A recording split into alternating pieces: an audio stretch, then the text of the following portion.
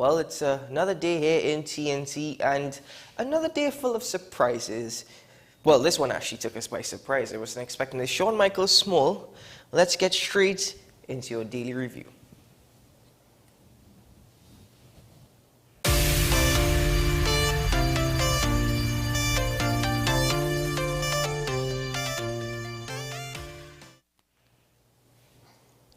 Well, as I said, it really took us by surprise, and I think we were reading in shock, both Sean Michael Small and I this morning. In fact, when I was discussing it with Sean, the expression on his face, his jaws just dropped because the mystery deepens. The mystery deepens. The missing file into the men who were acquitted of the Vindranai Paul Kuhlman kidnapping and murder case, well, that has mysteriously reappeared. Yes, this was confirmed yesterday by lead investigator, retired Justice Stanley John. He indicated that he has now directed the Office of the Solicitor General to secure the file as investigations continue. What is very interesting is that this happened, what, less than a week after well, just less than a week? It was said that he was informed by the Solicitor General that the file in question was today handed over to her. I don't think the report will specify who handed the file. And even then, the real thing is not necessarily who handed the file physically, but rather where did the file originate from in its current situation. But that's the thing. They will not state any details further than what already has been suggested or stated by the Office of the Attorney General, simply because, well, guess what? It's now being umbrellaed by an investigation.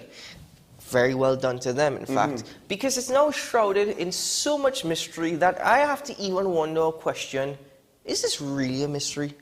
Well, that's the thing, right? So, and I think we need to understand, look, there is a world where the Attorney General, he was telling the truth. We also need to, or at least the AG and some people need to understand, that's not necessarily letting him off the hook, right? To say, well, you know, he was truthful in what he said because something completely horrible happened, whether it was intentional under his watch or unintentional, whether he was informed or not informed, whether, you know, there's a world where in the scenario, he didn't really have a reasonable chance to intervene. However, as the minister, it is still ultimately the responsibility to ensure that things like that there is no way that something like this could happen, right? So you're not necessarily questioning the involvement in the moment, in the situation, but rather you're the overall guy in charge. You know, whether you knew it or not,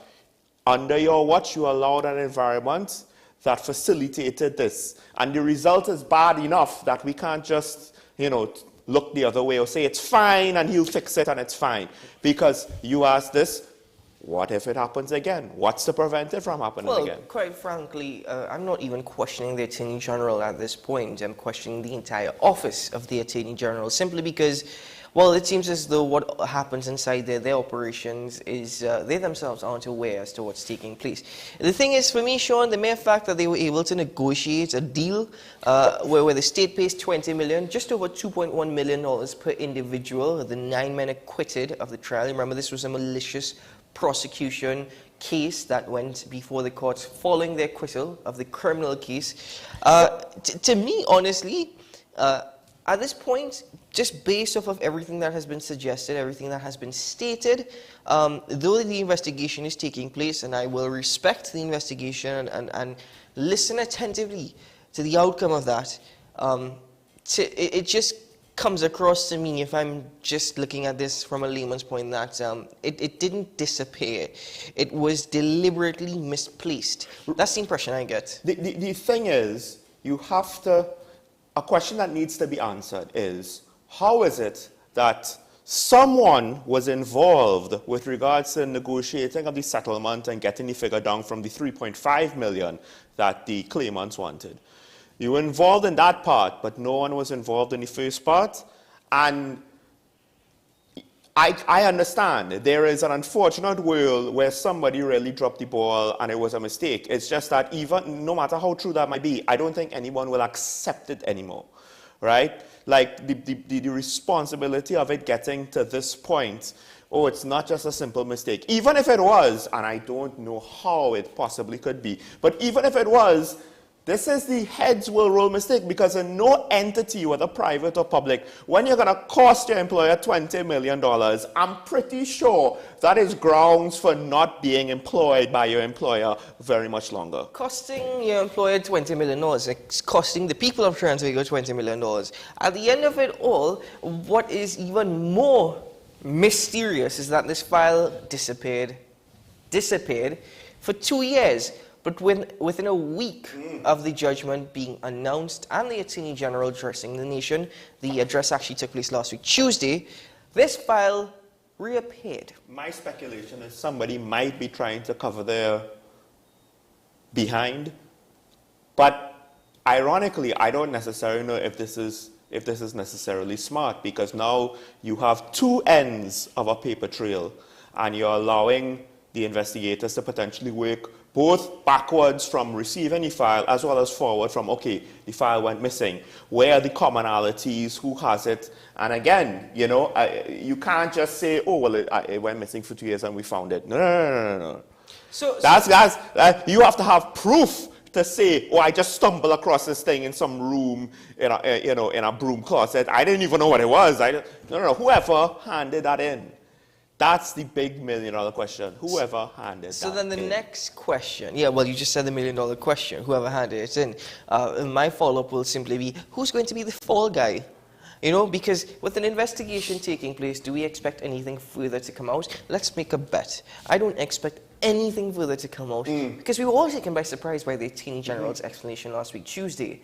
And this is Trinidad and Tobago, after all, where everything dies a natural death. With that being said, who's going to be the fall guy? Nobody. Here's the thing, though. If that happens, I actually think that is grounds for the public to lose confidence even more in the Attorney General and his office. Well, in order to lose confidence, you have to have confidence in the first place. I don't think there's whatever the minimum that we had, because he made the claims. He said, well, no, the investigation was fine and the police did their job and the issue was really, we didn't do defense and the file disappeared. He zeroed it on that. Maybe it was premature, right? But if they want to try to now cover that up and walk things back, it's too late. So he set up the scenario, right, which is not unreasonable, but we can't be left hanging. The responsibility he would have to bear for this happening under his watch, granted, he hasn't been Attorney General, he's only been Attorney General for what, a year? So yes. That is in some ways more forgivable than you come out, do this press conference, and then what do we get at the end of the day, after the investigation? Nothing. That will make him look even worse, and in my opinion, what's the point of us listening to you in press conferences then? Or any politician. But in this case, obviously, the government will take a bigger hit, right? When the AG is going to make claims and say there's going to be an investigation and we get no results, well, then why do we need to believe what they have to say? No, I disagree. I think we should listen to them. We might not want to believe it, but we should listen very carefully. But the point is, for all intents and purposes, he is stating, we're going to get to the bottom of this, whether directly or indirectly implying it. Due process is taking place through an investigation. But if we don't actually get any results from the investigation, then... Have we ever gotten any results from any investigation? Yes, but the thing is, whether he knew it or not, he made direct statements as a politician. And this is why other politicians avoid as much as possible making strong, direct, absolute claims. He made them, but he didn't make absolute claims. That's the thing. He said himself he was very careful with his wording. True. And he has put forward an investigation. That's why I'm saying let due process take place, because similar situations have happened in the past where press conferences were held and claims were made. And we, here on Talking Point, I mean, it's our responsibility and duty, but even you as the public would have listened to it. Whether or not you believed it, well, I'm pretty sure you didn't.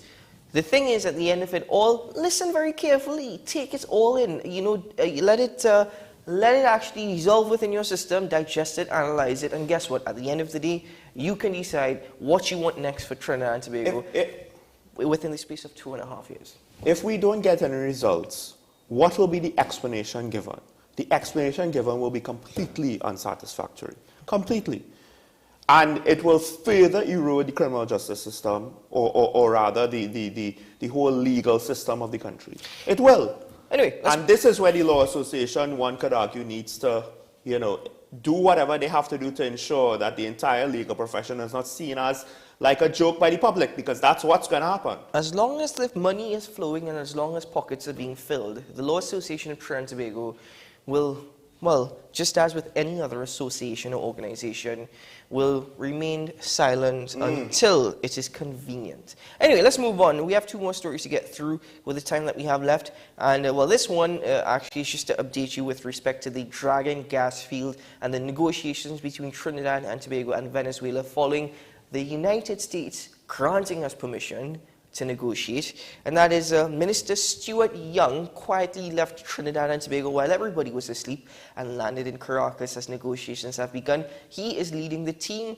along with the ambassador to Caracas, Major General retired Edmund Dillon, as well as the president of the National Gas Company, Mark Laquan, and other members of a negotiation team. They're in Caracas with Delcy Rodriguez. And this actually follows the story that we spoke about yesterday when Nicolas Maduro, president of Venezuela, mentioned, well, he publicly criticized and chastised the United States actually for no cash transactions for any gas or oil that comes from Caracas. I mean, like I said, he is the weak link in this whole scenario, Nicolas Maduro, right? Because it's not just, yes, in other cases, there's a limit to what the President of the United States could just unilaterally do without becoming so unpopular that his political career will be over sooner rather than later, right? His re-election is not guaranteed. His approval ratings, Biden has been up and down. In Maduro's position, like in other nations of the world where the leader is not that democratically elected, forgive me for saying that, but, it's him, it's his opinion, it's his personal feelings that has to be considered. To some extent, I don't know how much he's considering his nation, because again, if I was him, I would take the deal, because it's not about the deal and what you get out of the deal immediately. It's about trying to work your way back into the international, global financial community. And then once you're stable, you could kind of kick up more of a fuss and do all your bluster or whatever. But get stable first. Get on your feet first. I think that's his argument. There's going to be limited to no opportunity at all to get back into the international financial community because of no cash transactions. The conditions of the license granted by the United States include, as mentioned before, Venezuela is to receive no cash from the deal. Some of the LNG must go to the region, particularly Jamaica and the Dominican Republic. The license is initially for 2 years, though Trinidad and Tobago asks for 10. And the National Gas Company is the company given permission to represent TNT in the development of this project. So we will bring you further updates as negotiations continue, but for now, that is where we are. Our final story this morning, and I think many of you would have already heard of it, but we didn't mention it yesterday, so we saw it fit to mention it today, because it seems as though the United National Congress has gotten just a little bit more united. And, well, as they say... think about it this way. The old guard of the UNC, well, one of its members, has returned to the family as Kamala Persad-Bissessar, the leader of the opposition, embraced Austin Jack Warner, who has said he is open to talks over a reuniting of the party. Oh, he's open to talks. Yes, and he says, this is the interesting part. Jack Warner, he confessed that he was responsible for Keith Rowley winning the last election, the Keith Rowley-led administration. Of course. He said now that he's seen what this Prime Minister is doing and has done, he is ready to oust him. Because, the alternative is obviously so much better.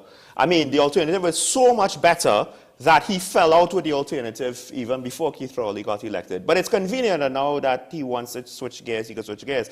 At the end of the day, it comes down to this. A couple of years ago, we tried to get him for an interview. His representative said he is not really involved in politics. He's just observing. So the fact that, okay, he might have forgiven Kamala, but he wasn't necessarily looking to be reunited. All of a sudden, he wants to be reunited. I wonder what the incentive is on his end. For Kamala's end, it's obvious, you know, getting a popular name like Jack Warner, well, she's hoping will do a lot to boost her party's profile. And let's be honest, the FIFA situation aside, locally, I do think it's fair to say, at the very least, he had the perception of getting things done.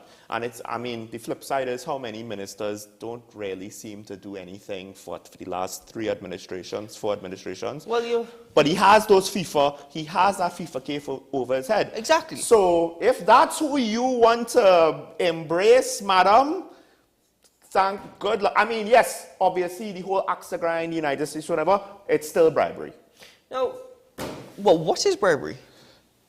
With regards to the case, yes, with the allegations. Exactly. So we cannot say it's bribery, it's allegations. Oh, sorry, it's allegations of bribery. Remember, it's in a court of law, so we must be very careful what we say. But weren't other people already convicted on this matter? The other people have been charged. There have been people who have been banned. But the EU is also going it after their end for a different World Cup, technically. Yes. With that being said, listen, I am not entirely convinced that this is a true unity or it's genuine unity, because I'm of the opinion that even if the United National Congress forms another partnership with parties that, let's admit it, is more or less dead, the Congress of the People, the Independent Liberal Party, quite frankly, there's not going to be any way that in its current condition, and Kamala Persaud-Bissessar as the leader of the United National Congress, right, and this, by the way, this is not trying to sound political, though you may interpret it that way. We have to be practical. It's not going to go anywhere. It's really not going to go anywhere. And the situation is not going to get better if you just plaster over it. Because at the end of the day, you could have a leaking pothole on the main road, and somebody goes and you know, cast the pothole with asphalt and you know, it looks very nice, the leak is still there, it's going to the road, you're going to have a pothole again. And that's the thing, ladies and gentlemen. Nothing is going to come out of this that is going to equate to a stronger opposition party and perhaps the next government of Trinidad and Tobago. So I'm glad that there is some reunification, I'm glad that they're embracing each other, and I'm glad that there's some level of friendship. But on the scale of politics and the scale of what's to come for TNT, I don't see anything genuine out of this. Anyway, ladies and gentlemen, we have to take a break here on Talking Point. When we return, my good friend and co-host, Mr. Sean Michael Small, has edited something that I believe, ladies and gentlemen, well, you know, let me just save it. Education is important. We'll be right back. I mean, you were speaking about potholes. I gave my thanks. We'll be right back.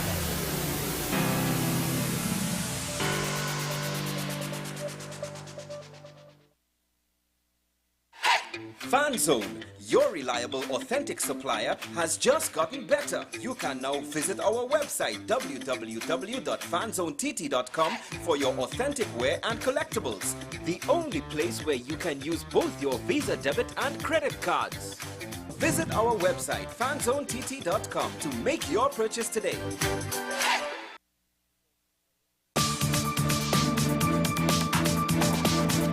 I am Rondell Donowa, attorney at law and host of Strictly Legal on WESN Content Capital. Strictly Legal is a legal program geared towards informing you, the public, of your legal rights, responsibilities, and remedies. So be viewing Thursdays, 10 a.m. to 10:30 a.m. Join me, Dr. Nalini Kokaram, on What's Up Doc, where we discuss all your burning questions concerning health. Trinidad and Tobago is among one of the highest risk group of patients that develop this form of genetic breast cancer. What I'd like to take home from a short interview like this, screening. You must screen. Because it's silent. It's silent. Yeah. And because it's silent, you don't know it's there. What's Up Doc, every Tuesday and Thursday on WESN Content Capital.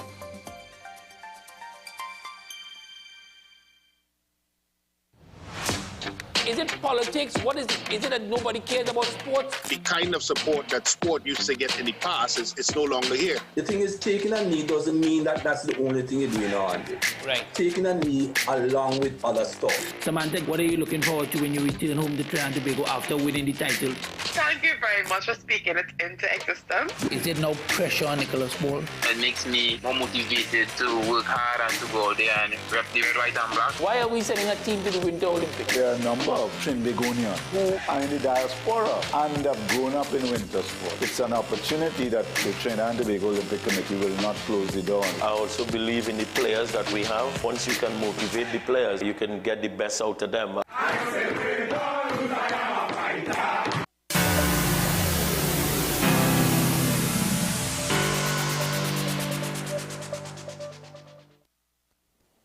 Welcome back to Talking Point, ladies and gentlemen. And if you've been keeping up with the news, you might have heard a small story with regards to an issue with the shipment of bitumen to Tobago, which was resolved recently. Basically, the cargo vessel, the Cargo Star, they informed a contractor. They didn't necessarily even inform stakeholders that bitumen transportation would be limited.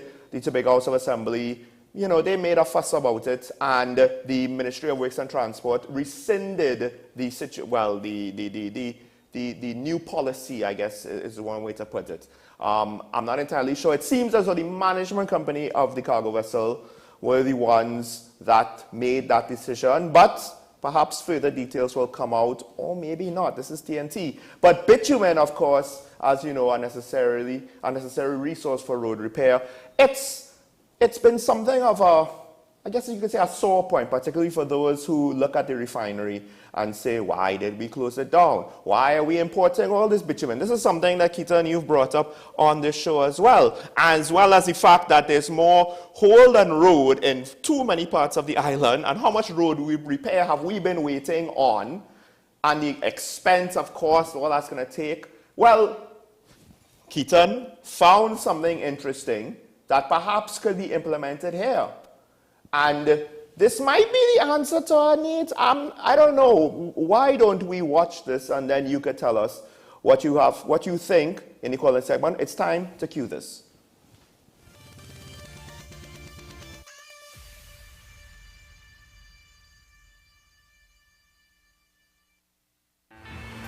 Asphalt pavement might be the world's most recycled material.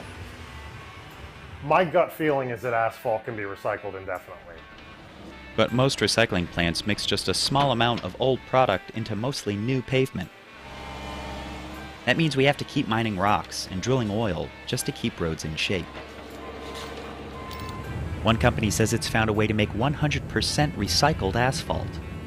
You ask any old-time asphalt guy, and they give you a dirty look and laugh and say it's impossible, it doesn't work.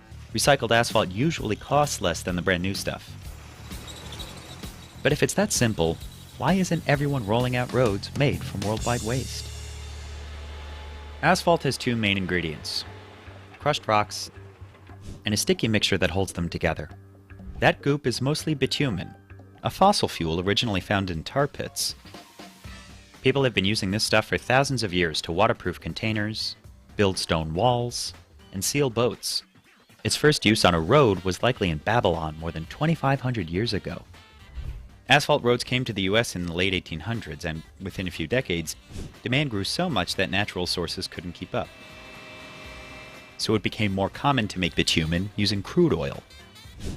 As oil prices rose in the 1970s, more people started reusing old pavement to cut costs.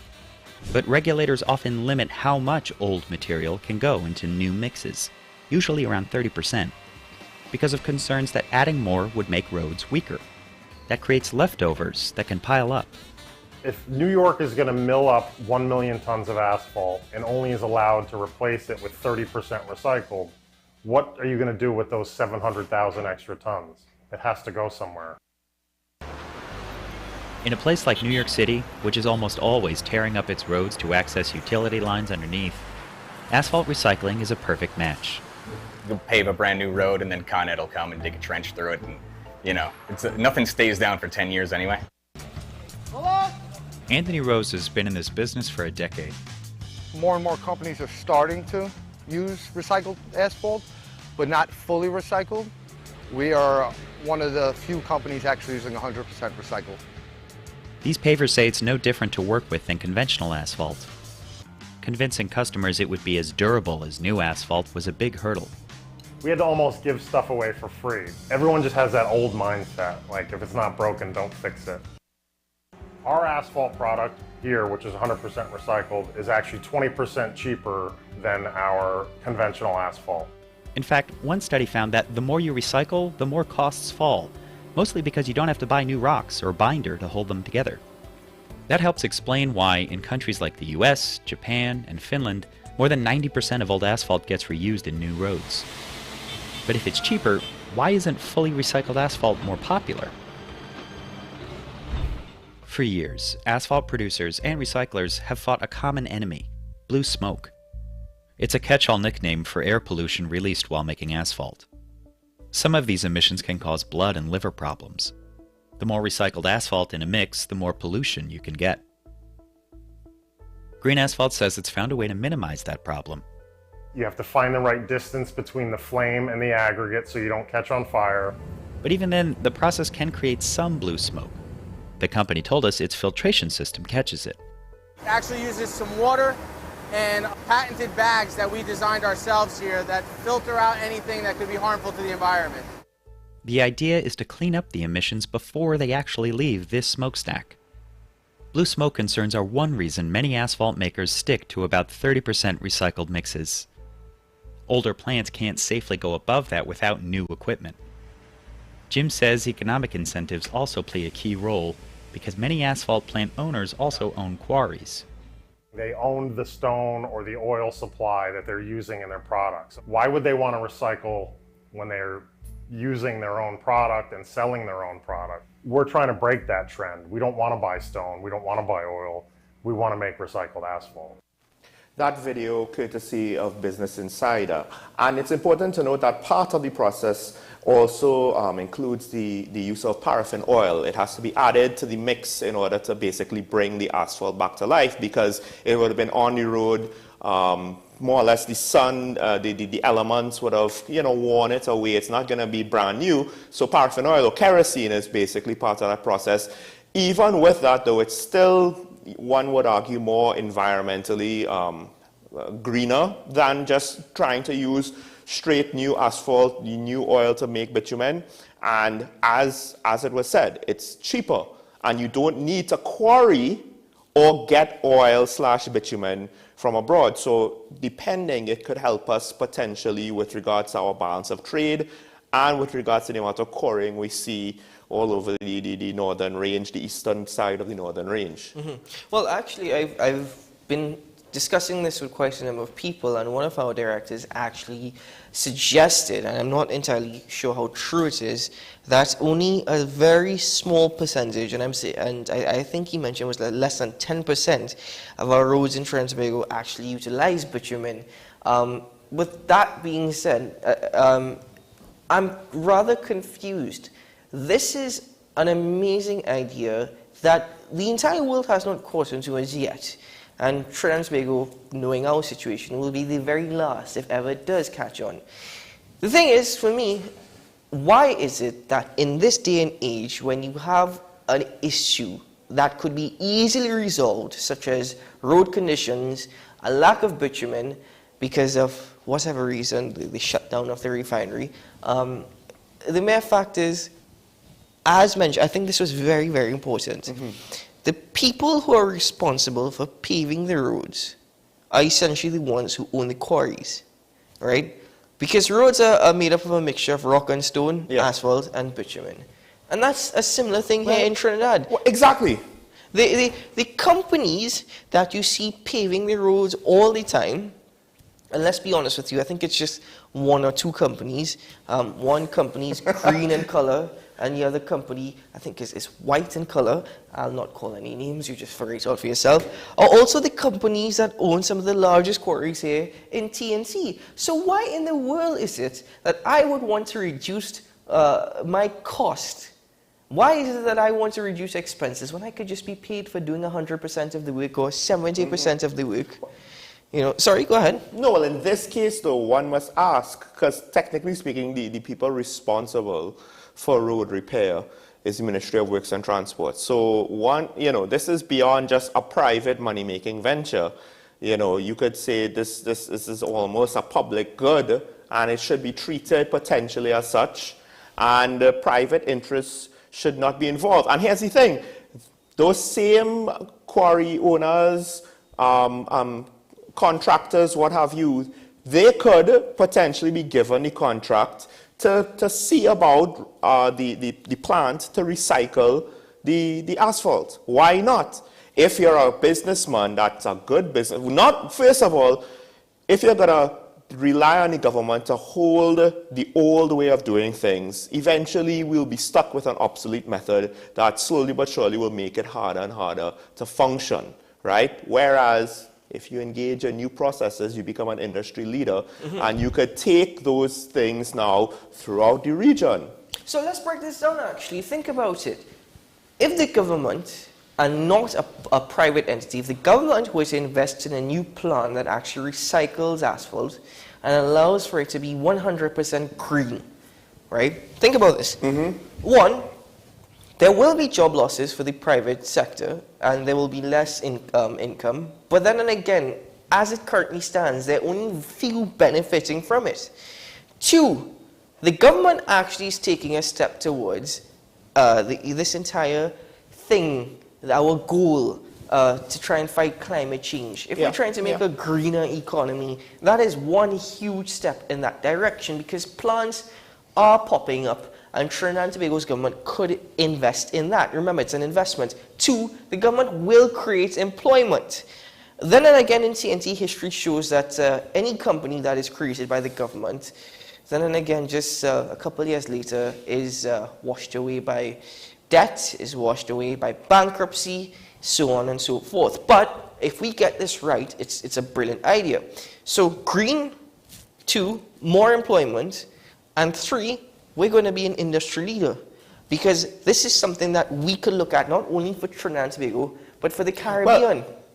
We're going to cut costs while making money. Now, the thing is, though, for us to spread it to region, plants would have to be located in each nation, or even in each area where it is.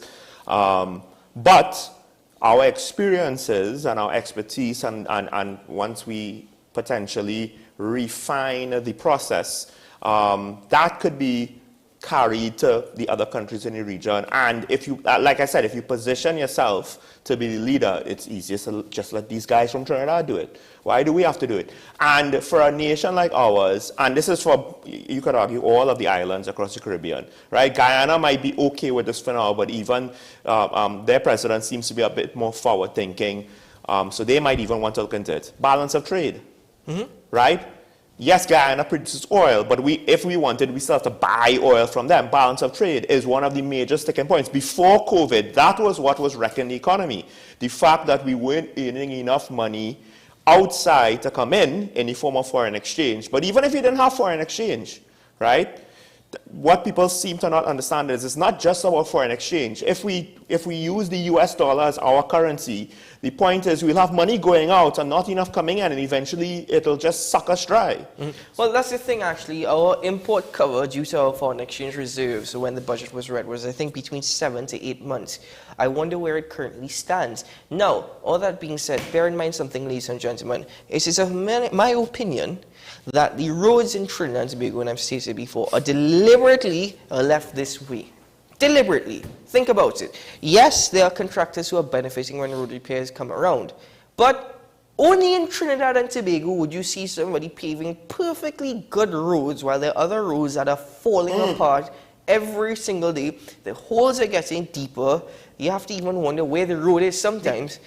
And that's the thing. I always argued, I saw Ryson Road being paved, a part of Ryson Road being paved. And I'm thinking, hold up, Ryson Road was actually in a decent condition before. I didn't see the need to do the repaving work. So maybe some government contractor or some government financer said, listen, we need a job, give us a job. Well, it depends on the part of Ryson Road, because, you know, if you wait too long, you'll get those rolls due to the heavy traffic. Listen, finally they paved Stone Street, but Stone Street in a mess for quite some time now. French Street in a mess for quite some time now. Those roads could have been paved before Rice Road, and this is what I'm saying. We get our priorities wrong. But as I mentioned before, it's definitely deliberately left this way, simply because when it is time, we will repair the roads, and you will see your government working for you. No, but I think it's in a way worse than that. And you might not think this is worse, but I think because you have, you know, the local government corporation, regional corporations, and then you have the Ministry of Works and Transport, I think similar to what's going on in the AG's office, there's a mess. And you could probably point to a lot of our public entities. There's a mess with regards to how things are run and managed. So I get it. You don't necessarily want total centralization and the minister has to approve of every little decision. But that's to your point right there. When we have limited resources and we're paving good roads and we have bad roads in need of repair, what systems do we have to ensure that we're not just wasting what we do have right now? Because, hey, this is the reasonable explanation as to why the economy is what it is. But then don't go wasting things. Water and Sewage Authority is an acronym for wastage. Ladies and gentlemen, and you know why. You know why? WASA sees a perfectly good road and says, oh, we cannot allow this. We cannot keep it that way. At least we know New York goes through the same thing we go through. Yes. I'm pretty sure, though, that New York, though I must admit I'm not entirely, it's not a matter of affording it. I'm pretty sure that they're very quick to pave their roads as compared to Trinidad and Tobago. Like I said, there may be a leak in the road for months. Somebody goes and paves over the pothole, which makes no sense in the first place. I don't understand why, but then the next day, all of a sudden, WASA appears to fix the leak. The hole is there again. Or WASA has to come fix something and the hole is there for months, probably even years. Water and Sewage Authority is one of the biggest reasons for pothole in TNT, but then and again, also, what we just mentioned with respect to shortages and with respect to supplies. Anyway, ladies and gentlemen, let's take a quick break here on Talking Point. When we return, we welcome our guests this morning.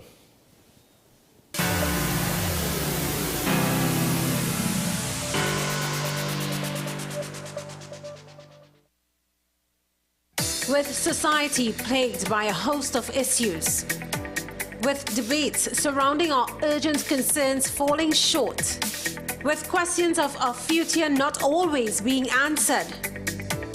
The conversation continues. Join me, Kemuel Pascal, as the voice of the youth comes to life. We will confront the controversial topics of today's world to gain answers that are key for a better tomorrow. One and One with me, Kemuel Pascal. Wednesdays at 10 a.m. Only on WESN, Content Capital.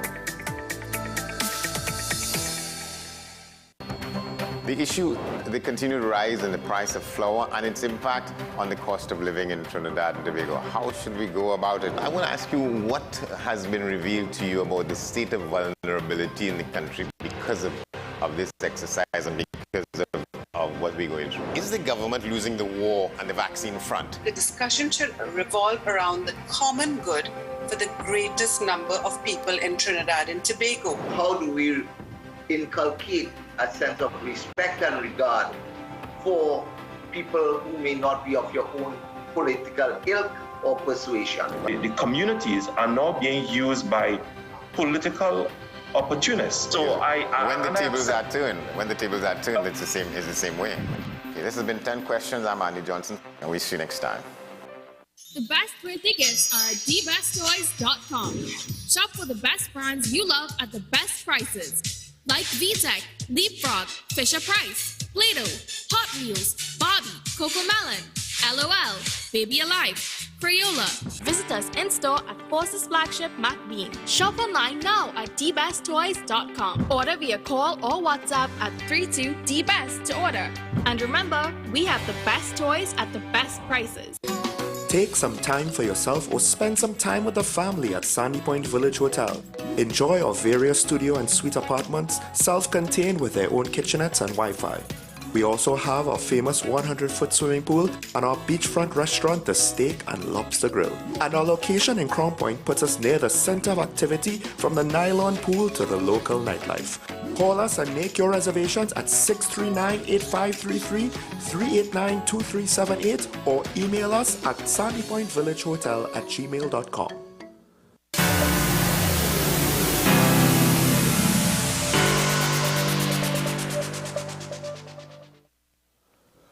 Welcome back to Talking Point, ladies and gentlemen. And our guest today is with the Tobago CivilNet. He's the chairman, Mr. Rodney Pigott, and he's here to talk to us with regards to the Tobago House of Assembly. It's been the first year in what one could say it's almost an unprecedented situation where we have a new fresh-faced party come up. It didn't take them long to throw their hat into the ring, win the election.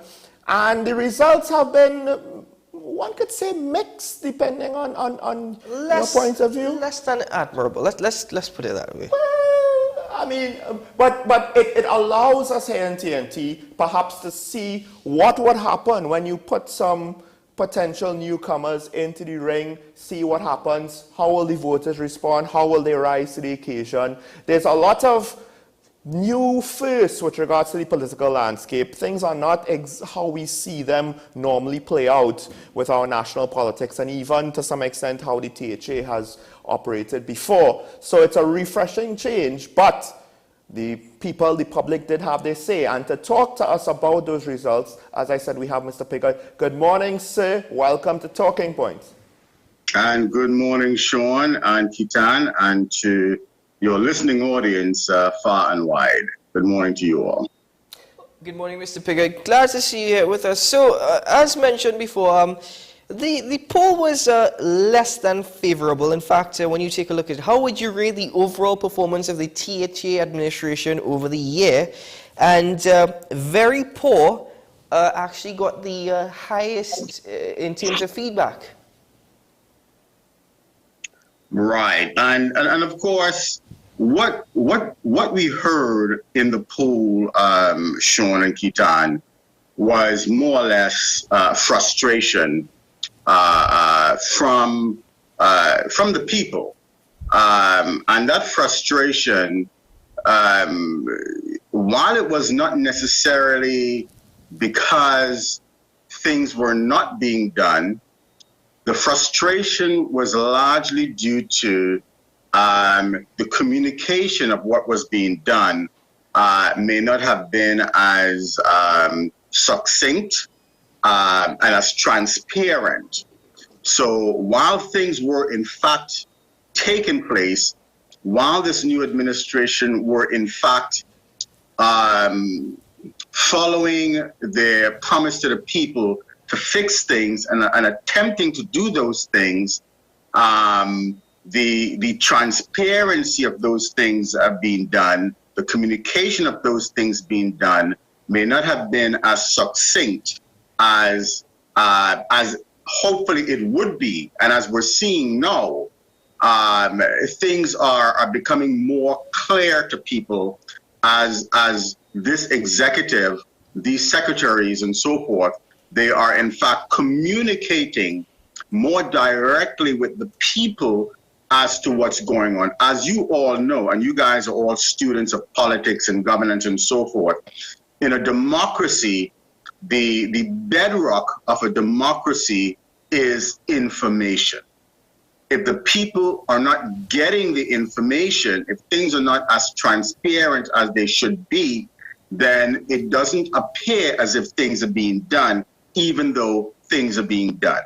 So that's where this administration now has to sort of try to catch its footing, is that it has to settle down, and it will, and it has, and it's going to settle down and more or less pay attention to the little things and the people on the ground and make sure that they're communicating to those people. So what we're seeing now are the district meetings that they're having, and those just started recently. I think they're on their third one now. And this is where they're going directly to the people and listening to the people and attempting to address the concerns of the people in a more direct manner.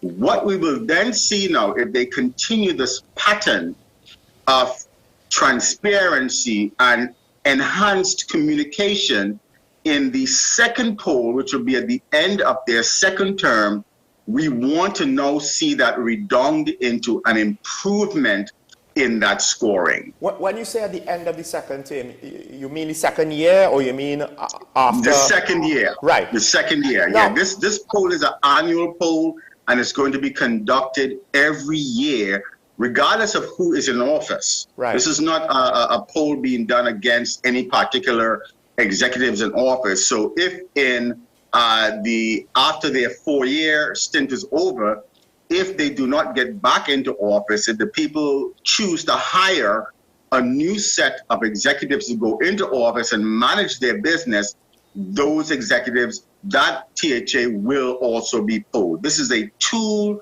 that is being put in place for the people, for civil society, the actual employers of the THA to manage, not just manage, but be able to give feedback, information as to how the people feel they are actually performing for them. Well, Mr. Piggott, I wanted to ask, we've speculated part of the issue with regards to the current executive of the THA is the fact that a lot of them are to some extent new to politics. They might have spoken publicly before, but now it's a whole different kettle of fish when you're actually the ones now in the hot seat, having to make the decisions and then communicate and being held accountable for those decisions. And ultimately speaking, we know what the economy is like. So while we could always say we want our leaders to do better with what they have, we can't expect them to give everybody everything that they ask for. That's just never, no matter how prosperous, that's always going to be the tricky situation that politicians have to deal with. But would you, just based off of the poll results, what you've been hearing from the ground, discussions you've had with citizens across the island, are you confident that the THA has done enough that once the communication situation is solved, that the results will be different? Do you expect, or do you think that results will be different, and you expect the results to improve in the next poll? I absolutely do. I absolutely do. I really think personally that this administration is really what Tobago needs. And let's keep in mind that as the employers, and this is what we want the people to see themselves as, you have to participate in your own governance. You don't just simply elect 15 people to go into an office and manage the needs of 60,000 plus people. That is just totally unfair to try to do that. And this is what has been happening down through the years. This is why Tobago has not progressed, in my opinion, in the way that it should have, given the finances that it has been receiving on an annual basis, is that the people have been simply voting every 4 years and simply going back to sleep, going back to bed, and leaving everything up to the few people that they have elected to go in there and do whatever it is that they want to do in office for the people. The people have not remained front and center in the governance of themselves, because what is being governed is not necessarily the island space. If there were no people here, what are you governing? The sea will come back and take over the land. The weeds will grow up all over the place. The animals will be all over the place if there were no people. So Tobago is a society of people, and so the governance is of the people of Tobago, not necessarily the landscape and the space of Tobago.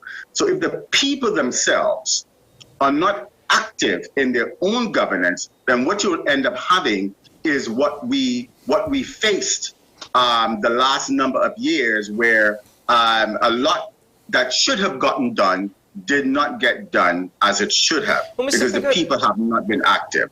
Now that's a very interesting point. So, because people need to be more active in politics, a lot more has to get done, given what has transpired, using the example over the last 20 years. With that being said, in a political lifespan, that could be as little as 4 years. You never know, given voting patterns. But in a political lifespan that could be less than 4 years, isn't 1 year a lot of time to try and settle down and settle in and get the job done? Because I understand it's not going to happen overnight, but when you hear the current administration just last week asking for time and for people to be patient with them, 1 year out of 4 seems like a lot just to try and settle in and get the job done. Well, yeah, it may seem that way, but let's also be honest. There is a lot to fix in Tobago. Tobago needs fixing from the bottom up, from the inside out. It needs fixing. The fact that the THA employs well over 60% of the population, and because of that, because of the socialization of the people, where they have been conditioned to see their THA executives as more or less like their rulers, like their bosses, like these are our bosses. So the people work for THA as opposed to the THA works for the people. As opposed to the THA coming out of the people come out of the THA. So when you have that type of relationship, what you have now are a great number of people who, when they see things that need fixing, they don't necessarily speak up because they want to protect themselves and their jobs and their way of making a living and so forth, right? So that has been a major problem. That has to change. The people's mindset itself has to change. And they have to see that even if the THA is the employer of 100% of Tobagonians, Tobagonians own the THA. Mr. Pickett, I'm often of the opinion that it is easier for an administration to change rather than the mindset or for people to actually change their way of thinking or their approach. But in this poll that was conducted over 2 weeks of 315 people, that is your sample, it is rather intriguing that the minority of the Tobago House of Assembly actually got better ratings or higher, if you want to argue, higher approval rather than the current administration. So even if the people have to change their thinking, it seems as though it's going to be a lot more difficult for the Tobago House of Assembly's current administration, led by independents, even though they've campaigned against the last 20 years. Well, let me again go back to what I stated, right? The relationship factor. The THA comes out of the people. So therefore, the people that are being elected or hired or voted into office are actually people that come out of the people themselves. So if the mindset of the people themselves change, then you will then see the crop of people that are being voted into office. They will go into office with a changed mindset because they're coming out of a people who already have a changed mindset. You don't want to change the mindset of the THA once they're already in there. The people themselves have to change their mindsets, you see. And so once the people change their mindsets, then the people that go into office that come out of the people, they go in there with a changed mindset already. Well, Mr. You see, and so that's where the change will come from. It has to start from the grassroots. It has to start from the bottom. You can't start from the top and look to change the top and come down. The bottom has to change because the top comes out of the bottom. Well, and that's where the change has to take place, at the grassroots. Mr. Piggott, I mean, one could argue at the very least that process started with the last election where, 14-1, yes. It was a very definitive statement that the people of Tobago made with regards to who they wanted to lead them for at least the next 4 years. But I do have to ask, now, it seems as though the allure, it was attractive to consider the system is bad. We know the system is bad. Let's get some people who are not necessarily part of the system to bring them in because they're not touched and corrupted by the system. That's the theory of it. However, that same aspect goes hand in hand with, well, they don't have political experience. So now the governance aspect, they have to start figuring it out. from day one. This is potentially maybe the first time that we're truly seeing an entire executive having to do this. This is not just some veterans with some rookies. Could this be a situation where perhaps this might not work out as well as we liked and maybe cause people to consider, if this doesn't work out, maybe we have to stick with the veterans even if we don't like them? It would be a shame if that happens. Or do you think that this crop could rise to the occasion, and are we seeing signs of them really getting into gear? Well, what we have now is the perfect conditions under which certain tools can be put in place to ensure that accountability is the order of the day. It is the people that hold their THA executives accountable. So if the people are not in the mix, then whether you have experienced veterans or inexperienced persons in there, you're not going to have the type of balance that one should have. The people have to be in the equation. What this THA executive promised was to bring the people in the equation, because they recognized, having been part of the people are not in the administration of the THA, so they're not veterans in there. They have been walking around on the streets. I used to see the chief secretary, the Honorable Fali. I used to see him at the bus stop, catching a bus, catching car. You see, so he was always on the ground.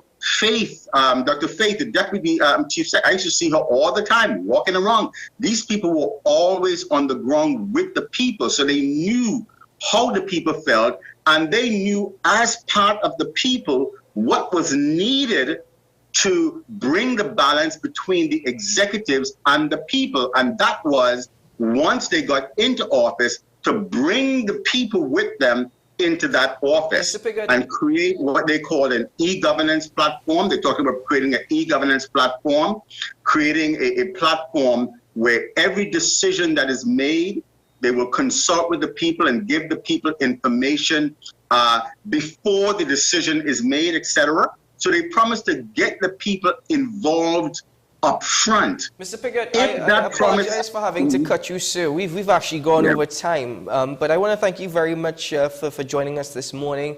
It's certainly a conversation to expand on, but for now we're going to have to just leave it for there. I do agree with you, sir, that the mindset of the people certainly have to change from the ground go up, and that's across Trinidad and Tobago, not just Tobago. That's right. Yes. That's right. But thank you very much, sir. Gentlemen, thank you very much. Yes, sir. Thank you very much, and have a great morning.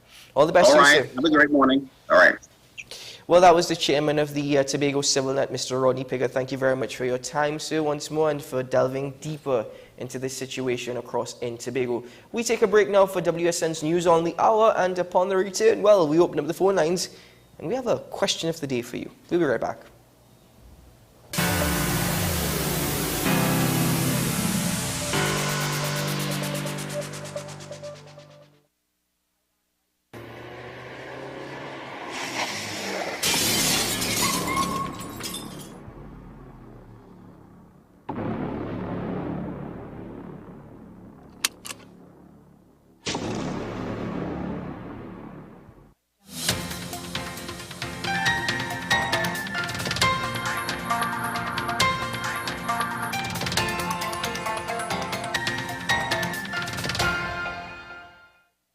Here's your WESN News on the Hour. I am Denise Martin. Thanks for joining us. Here are the headlines.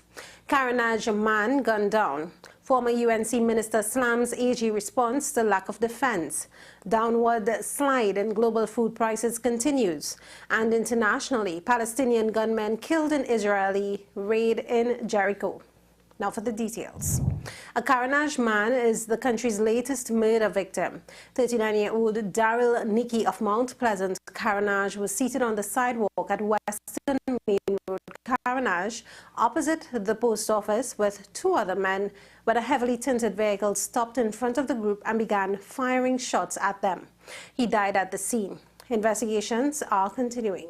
Former government minister under the UNC administration, WESN Barrett, says a scandalous state of affairs has gripped the Attorney General's office over the so-called disappeared file, and it strikes at the heart of everything that is rotten within the criminal justice system.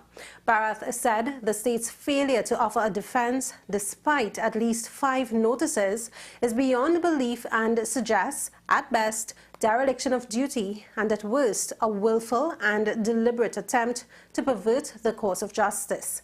The number of opportunities that the Solicitor General's office had to attend to this matter over a 2.5-year period and failed so to do must leave the average citizen in a great deal of anxiety and distress. Price indices for vegetable oils, dairy and sugar drove the January decline, the UN Food Agency said, issuing 2 new reports on food production expectations.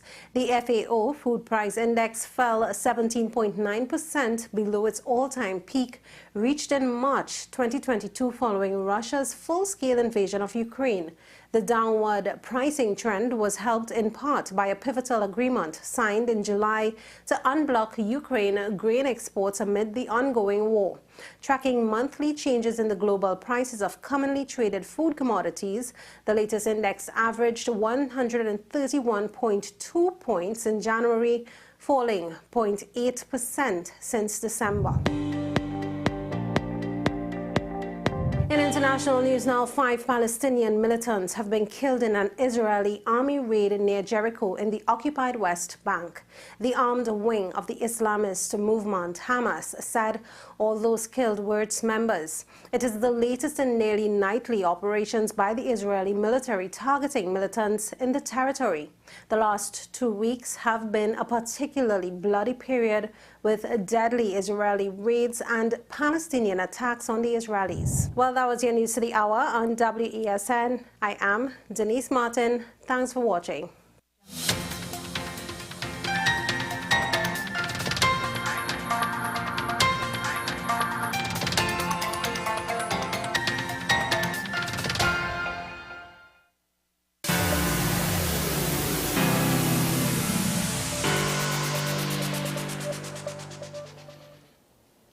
Welcome back to Talking Point. Thank you very much to Denise Martin for news on the hour. Ladies and gentlemen, at this point, we just want to take a moment to send our thoughts, our prayers and wishes to the people of Turkey and Syria following the 7.8 magnitude earthquake yesterday. Over 5,000 people have actually passed, and search and rescue efforts continue to go on. The international community is sending foreign aid, hopefully gets there in time, as all efforts go into now finding survivors of the quake. There were over 200 aftershocks, and rescue efforts continue in below freezing conditions. It's a disaster to say the least. Over 1,500 buildings were destroyed. Our best wishes and thoughts go to the people of Turkey, our prayers. And we got news that there were no reports of any TNT nationals within the disaster zone, but nevertheless, we just wish them all the best as they seek to rebuild, I suppose, and hopefully some souls who are beneath the rubble are found. It's a hard thing when it seems as though we've just gone from one major tragedy to the next. The only silver lining is the fact that it wasn't wider spread, because we seem to be having a lot of global catastrophes. And again, my concern is when we, to what extent could others pitch in to help, because we've had to rely on help for COVID and then the economy and all of these different things. And of course, Haiti is under strain even from before. And what else could happen? And this is why we have to sort ourselves out, because, between us and Turkey, I'm sure Turkey is going to get a lot of the attention, and rightfully so right now. If anything happened here in TNT, we need to be as prepared as possible to try to be equipped to deal with it ourselves. Well, the thing is, experts have suggested that if a major earthquake were to hit Trinidad and Tobago, that disaster would be Well, yeah, I mean, we got a 5 point, it was what, Yeah. a 5.9 or something like that, and it shook the island up. They said disaster will be the least, they are stronger with than disaster to describe it. But as I said, our thoughts on going. Ladies and gentlemen, once more we thank Mr. Pigott. And as mentioned, the people on the ground, they really need to change their mindset. But of a 4-year term, knowing that people are not necessarily going to change their mindset, 1 year is a lot of time to settle in. That leads us to our question of the day.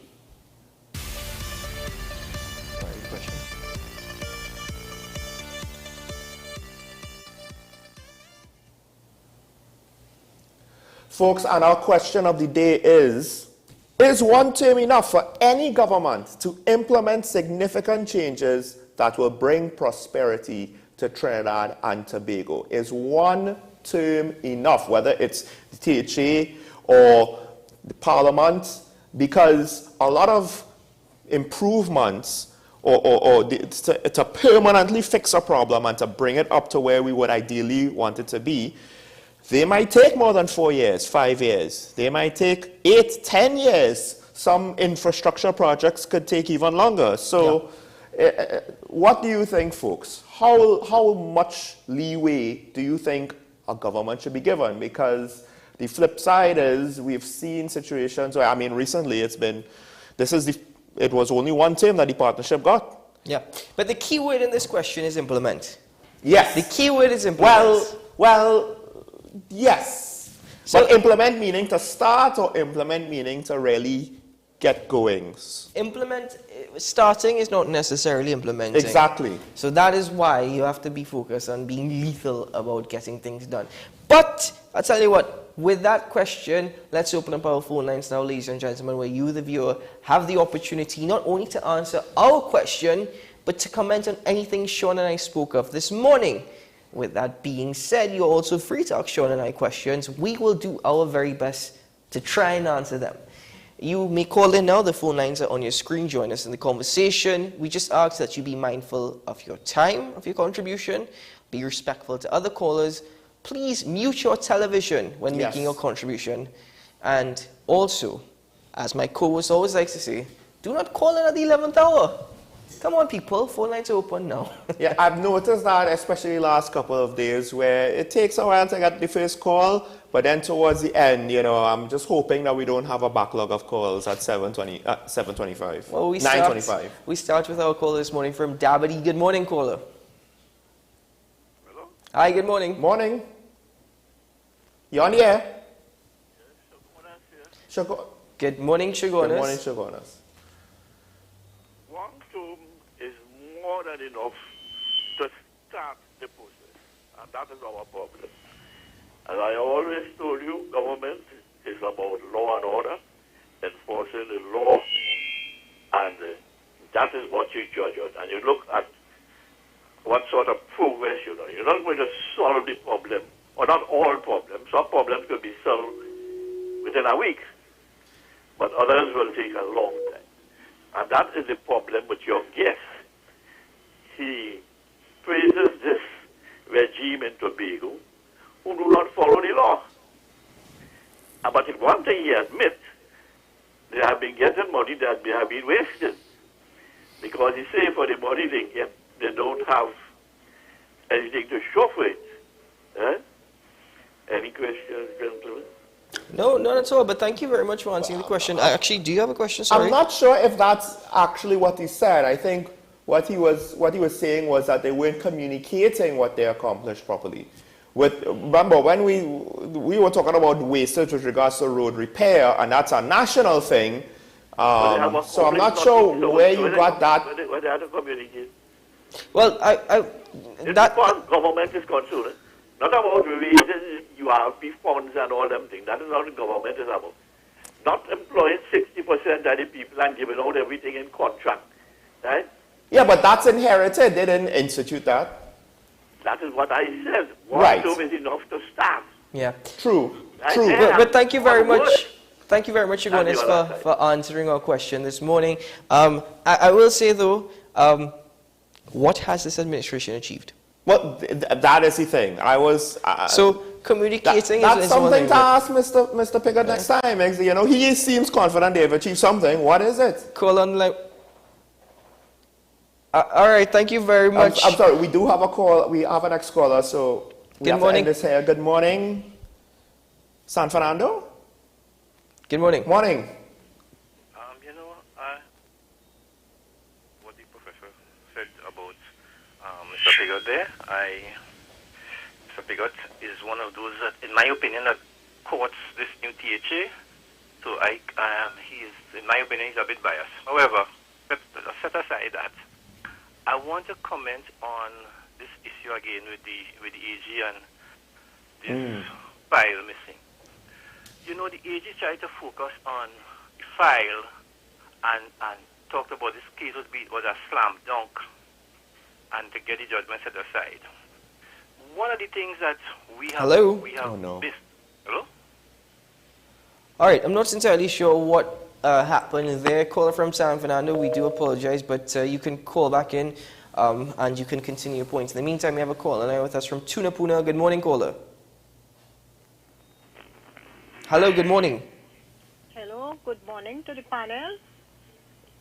Yeah. All right. Well, TSTT had changed it from the cable. Hello, good morning. To the new system, and I'm having a problem too, and they're not fixing it. Hello, good morning. All right, to the okay. panel. Yeah, you Folks, hear me? it seems as though that something is wrong with the lines. Let's take a quick break here on Talking Points because I know that the caller is on the line. We're just not hearing them. Let's take a quick break here to resolve that issue. And when we return, you know, the phone lines will be reopened.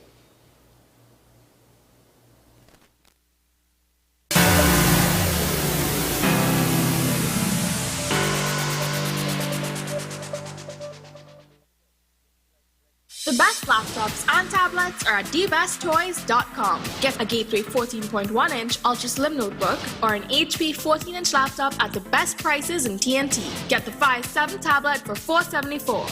You can also shop the latest Amazon Fire Sticks. Call now at 32-DBEST to order or visit us in-store at Forces flagship Mac Bean. Shop online now at dbesttoys.com. Free delivery available throughout Trinidad and Tobago. Cash or links on delivery. Take some time for yourself or spend some time with the family at Sandy Point Village Hotel. Enjoy our various studio and suite apartments, self-contained with their own kitchenettes and Wi-Fi. We also have our famous 100-foot swimming pool and our beachfront restaurant, The Steak and Lobster Grill. And our location in Crown Point puts us near the center of activity from the nylon pool to the local nightlife. Call us and make your reservations at 639-8533, 389-2378 or email us at sandypointvillagehotel@gmail.com. I am Rondell Donowa, attorney at law and host of Strictly Legal on WESN Content Capital. Strictly Legal is a legal program geared towards informing you, the public, of your legal rights, responsibilities, and remedies. So be viewing Thursdays 10 a.m. to 10:30 a.m. FanZone, your reliable, authentic supplier, has just gotten better. You can now visit our website www.fanzonett.com for your authentic wear and collectibles. The only place where you can use both your Visa debit and credit cards. Visit our website fanzonett.com to make your purchase today. Sing for your lover, baby, sing for your lover. But that is not the song. That is my version for the Valentine's Day promo on WESN. WESN presents its Valentine's Day promotion, Sing for Your Lover. Send us a video of the best rendition of your favorite love song for the one you love. All contestants have a chance to win a variety of exciting prizes. Send us your entries to thecontentcapital@gmail.com. All videos will be posted to our social media pages and will be shown on WESN. Well, okay then. Let me sing for my lover. Let me sing for my lover. My lover.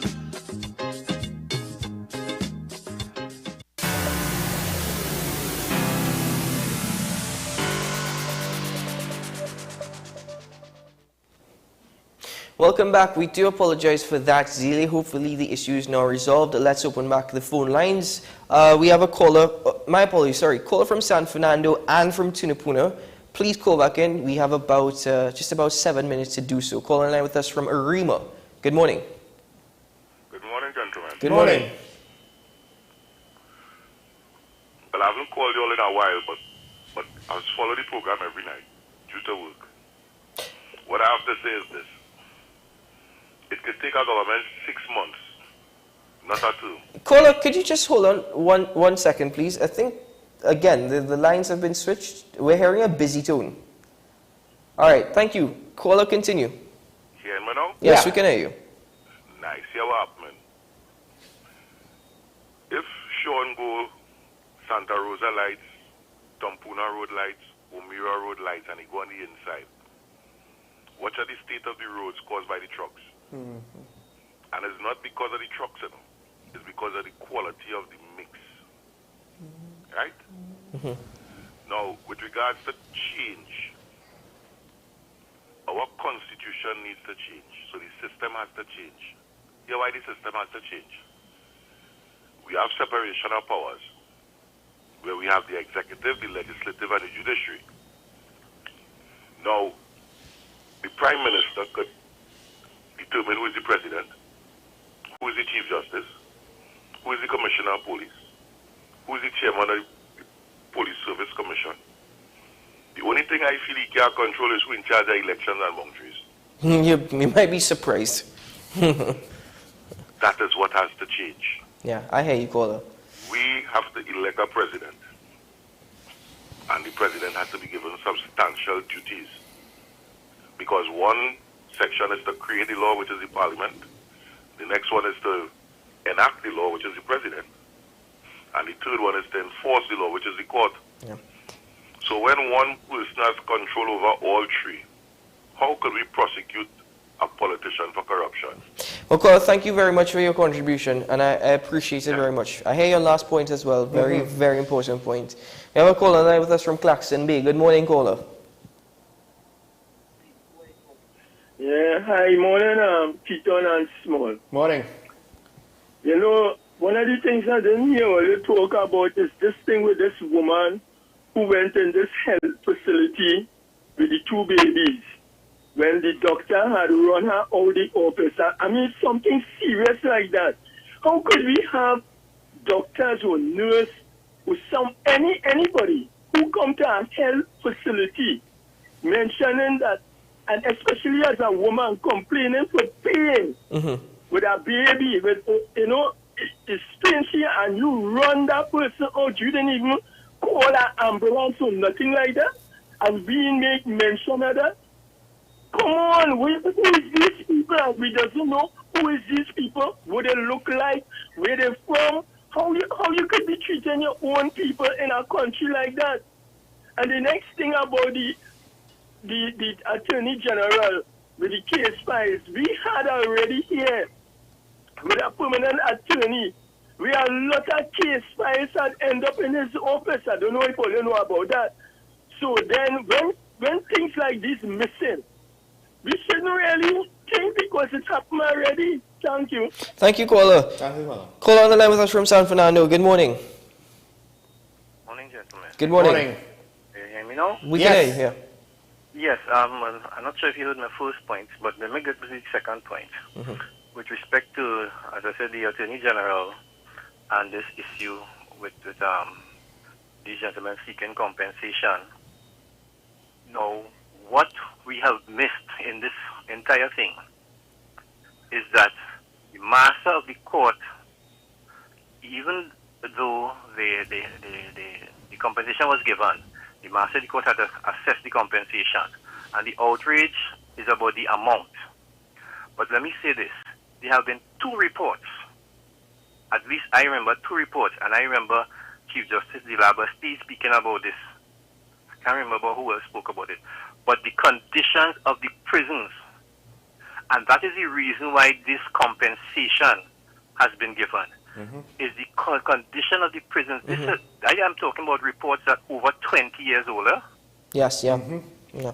Well, so the issue is not the AG talking about a slam dunk case. The issue is that part of the system is not fixed, and where there are malicious prosecution cases and these people come out and look for compensation, they win their cases. And if you go back and look and get some information, you will see how many cases that the state has paid out, how much money they have paid out over the years for the condition of the prisons, which they have not sought to fix. Yeah. Thank you very much, caller. Interestingly, a caller yesterday on the program also mentioned that the issue is actually the condition of the prisons here. But we have a caller on line with us from Faizabad. Good morning, caller. Good morning, Kishan. Good morning, Small. Good morning, Trinidad and Tobago. Good morning. Yeah, Kishan. Something has come to my attention. Some revelation was made last night that the Attorney General, Paris, before the UNC would have left the office, they filed a matter in the court with respect to Elvin Edwards and Ashton Ford, where they claimed they were wrongfully dismissed. And you know what happened? Faris Alwari failed to put in a defense in 2022. These fellas walk away with $2.3 million. The other matter is that the Attorney General would have lost his appeal last week in Miami-Dade. You know that? Yes. That has cost the taxpayer $29.9 million TT dollars, and it's still counting. Yeah. I now would want to think that there's some collusion, because I can't understand how you shut down the airway, shut down all the major crime-fighting agencies, basically, because, I mean, there was interference with the appointment of a police commissioner, I think was in 2021, 2022. Politically, that is, it is alleged. And so, my brother, I think this government is a big part of the problem in Trinidad and Tobago. Mismanagement, corruption, and everything. They need to go. Yeah. Thank you, caller, for your contribution. Have a good day. My only response would be, which government has not been part of the problem? You see, that's the problem. That is the issue there. And then, of course, now, do we want to say the alternative is that much better? The thing is, though, again, I don't necessarily like to attribute to malice what really might just end up being incompetence. And with regards to the prisons, I very much think it's just, you see this in business all the time. I want to save a penny, but I end up paying hundreds or thousands or millions, in this case, in fines because we want to pinch pennies. If the 20 million alone was used to improve the prisons, right? And that's just one case. One case. There's multiple cases of hundreds of thousands of dollars. Caller on the line with us from Curep. Good morning, caller. Good morning. All right, caller on the line with us from Tunapuna. Good morning. Good morning to the panel there. I'm calling in that I have always told you all that we always have square pegs in round hole, and nothing is fixed in this country for us. I want to find out now, when we choose another government, we want them to guarantee us honesty, accountability, transparency, consult with the people, reform in every way that is beneficiary to the people and the country, and especially let the people choose the president and let the government consult with the people when it comes to major monetary transactions. Thank you, and we must be every notice should send out to the public how much is spent, what it is being showed for. Really, we need transparency. A lot of nonsense going on. All right, caller, thank you. Everything that you just mentioned there, every political party has promised us on a campaign trail, and we voted them in. Yep. Okay, we have a caller on line with us from Curep. Final call for this morning. Good morning, caller. Okay, right. Morning. Good morning. Hello. Yes, you're live. Yes. Good program as usual. Thank you. I think I who called yesterday and spoke about national security. Yes. I want to endorse the three callers before this one, the gentleman who spoke. Over 20 years, the same problem going on in the prison. right, the condition, you remember, I blame in past and present government, I ain't blaming no one. They failed their election of duty. You remember under Kamala regime, she had a Minister of Justice. Yes. Yeah, and they went into the prison and spoke about all kind of conditions there. So why it remain the same all now? We fail in our duty as a country, and I keep speaking about that. No responsibility for the action. People just doing what they want and getting away. I said they file their election on duty again because they had ample time to deal. So they don't have electronic. If they file me, they have something to put on the electronic and create an electronic file. I want to talk a little bit on Tobago just for 2 minutes. Very quickly, caller. We're out of time. 1 minute. Okay, 1 minute. On Tobago needs their autonomy. Tobago needs their autonomy. It has no separation of the country, and internal self-government. Autonomy, Tobago need to handle their own stories. Tomorrow I'll continue. You have a blessed day. Good program. Thank you very much. Have a good day. That's it for the course this morning, and that's more or less it for Talking Points. I mean, yes, why isn't the records electronic? The situation with the prisons is long-term. I think we need to remember that the People's Partnership, economically speaking, they had a lot more money and they were still pinching pennies with regards to the ferry service maintenance, with regards to the prisons, etc. And we might disagree maybe to Mr. Piggott's seeming stance of being pro the current TH executive, but when he said from the ground up, I think you and I agree. That's one of the big things that he said there, and we would like to see that in TNT. We need to make a change from the ground up. Don't expect all the politicians who've given us the same promises. Exactly. All the things that the caller from Tudupuna mentioned, excellent points. But of course, every single political party has promised that on the campaign, and it has equated to nothing at the end of the day. Transparency and accountability is something that seems to not exist in the dictionary of politicians, especially here in Trinidad and Tobago. But as I conclude, remember as we spoke about the roads this morning, the Water and Sewage Authority, also known as WASA, well, WASA in itself is an acronym for wastage, and they say crime doesn't pay. Ask lawyers that here in TNT. Anyway, ladies and gentlemen, that's it. Thank you very much. Remember, today is a good day to have a good day. And should things go good, hopefully, we'll see you again tomorrow. Bye-bye.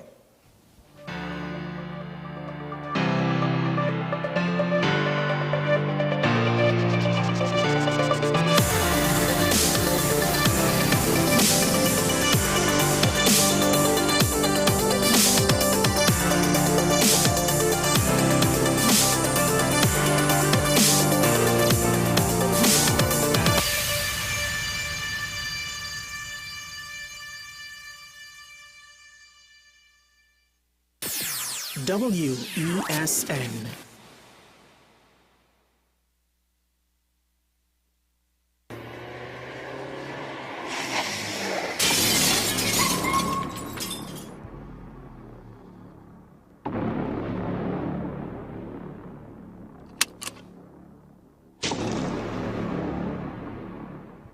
Sing for your lover, baby, sing for your lover. But that is not the song. That is my version for the Valentine's Day promo on WESN. WESN presents its Valentine's Day promotion, Sing for Your Lover. Send us a video of the best rendition of your favorite love song for the one you love. All contestants have a chance to win a variety of exciting prizes. Send us your entries to thecontentcapital@gmail.com. All videos will be posted to our social media pages and will be shown on WESN. Well, okay then. Let me sing for my lover. Let me sing for my lover. My lover.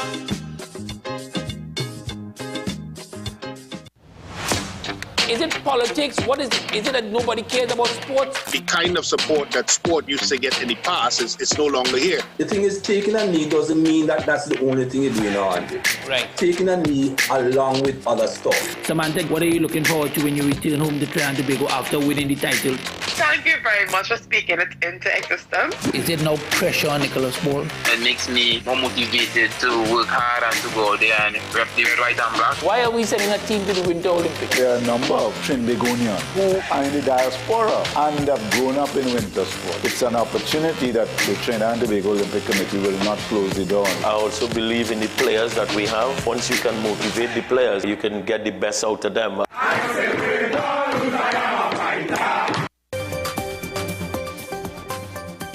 everybody from 40 onwards should be screened. As you get older, the incidence of cancer rises in men, and you do screening examinations to see if you could pick up the cancer early o'clock, so we could treat it and cure the patient.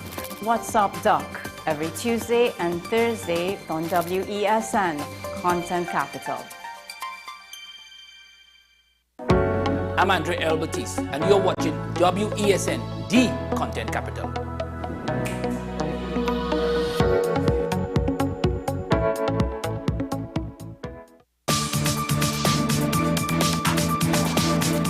I am Rondell Donowa, attorney at law and host of Strictly Legal on WESN Content Capital. Strictly Legal is a legal program geared towards informing you, the public, of your legal rights, responsibilities, and remedies. So be viewing Thursdays 10 a.m. to 10:30 a.m. The issue, the continued rise in the price of flour and its impact on the cost of living in Trinidad and Tobago. How should we go about it? I want to ask you, what has been revealed to you about the state of vulnerability in the country because of this exercise and because of what we're going through? Is the government losing the war on the vaccine front? The discussion should revolve around the common good for the greatest number of people in Trinidad and Tobago. How do we inculcate a sense of respect and regard for people who may not be of your own political ilk or persuasion? The communities are now being used by political opportunists. So when the tables are turned, it's the same way. Okay, this has been 10 Questions. I'm Andy Johnson, and we'll see you next time. Join me, Sule A. Joseph, as I delve into the day-to-day psychological issues plaguing our society. We will discuss behaviors that encompass the biological influences, social pressures, and environmental factors that affect how you think, act, and feel. Sight, Thursdays at 11:30 a.m., only on WESN, Content Capital. I am Rondell Donowa, and you are watching WESN, the Content Capital.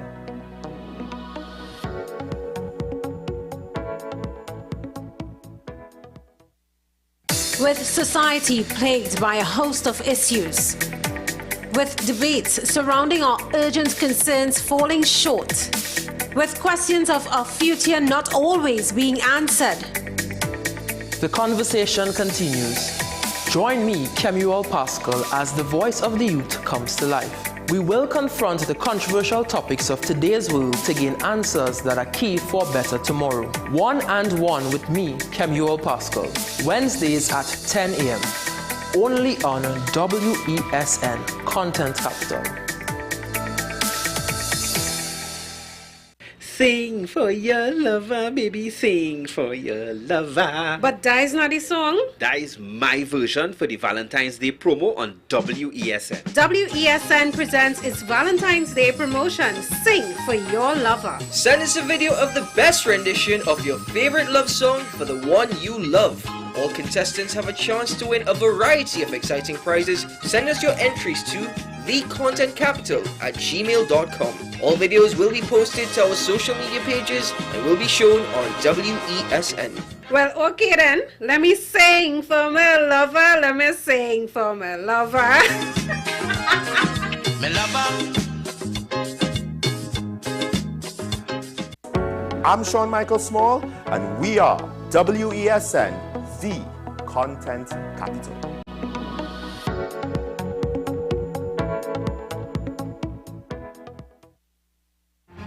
We are WESN, the premier platform for Caribbean content.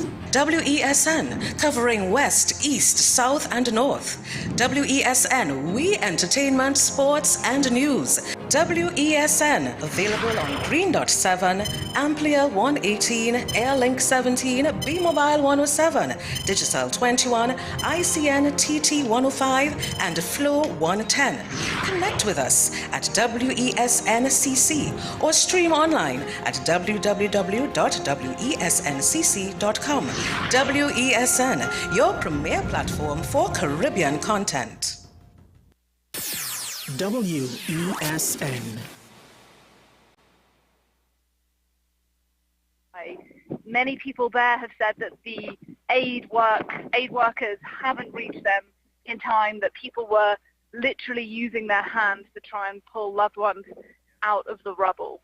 That is further south from where we are. Our colleague Shona Bhattacharya is there, I believe. They have huge network problems in Hatay. Effectively, there is no communication with that part of Turkey for the moment, so I'm unable to verify those reports, but I too have seen that on social media. What I can say from what I see around me is that there is a huge mobilization, that I'm surrounded by 5 diggers pulling parts of these buildings up to try and look for people beneath. I can't speak to that anger, but I'm aware of what you're talking about, and I believe that refers to what's been happening in Hatay. Okay, well, we'll leave it there, Nadia. Take care. Nadia Massi there speaking to us from a quake-hit area in Turkey. The global community, meanwhile, has rallied to try to rush aid and personnel and equipment to the quake-stricken regions to try to help the rescue efforts. The European Union has mobilized search and rescue teams, while the bloc's Copernicus satellite system has also been activated. That's to provide emergency mapping services. And we have more on that from France 24's Catherine Viette. Heeding the call for assistance, this team of French rescue workers and firefighters are flying to Turkey to aid rescue efforts. In their bags are much-needed medical supplies. We're going to do our very best to help the Turkish population by searching for victims as well as by providing needed medical aid. And we're going to do all of this as part of internationally coordinated relief efforts. The European Union has activated its civil protection mechanism, mobilizing over 10 search and rescue teams. It's also made its Copernicus satellite system available to provide emergency mapping services. Teams from the Netherlands and Romania have already left, bringing blankets and tents. While in Germany, these humanitarian crates are filled with food, water, blankets, and medicine.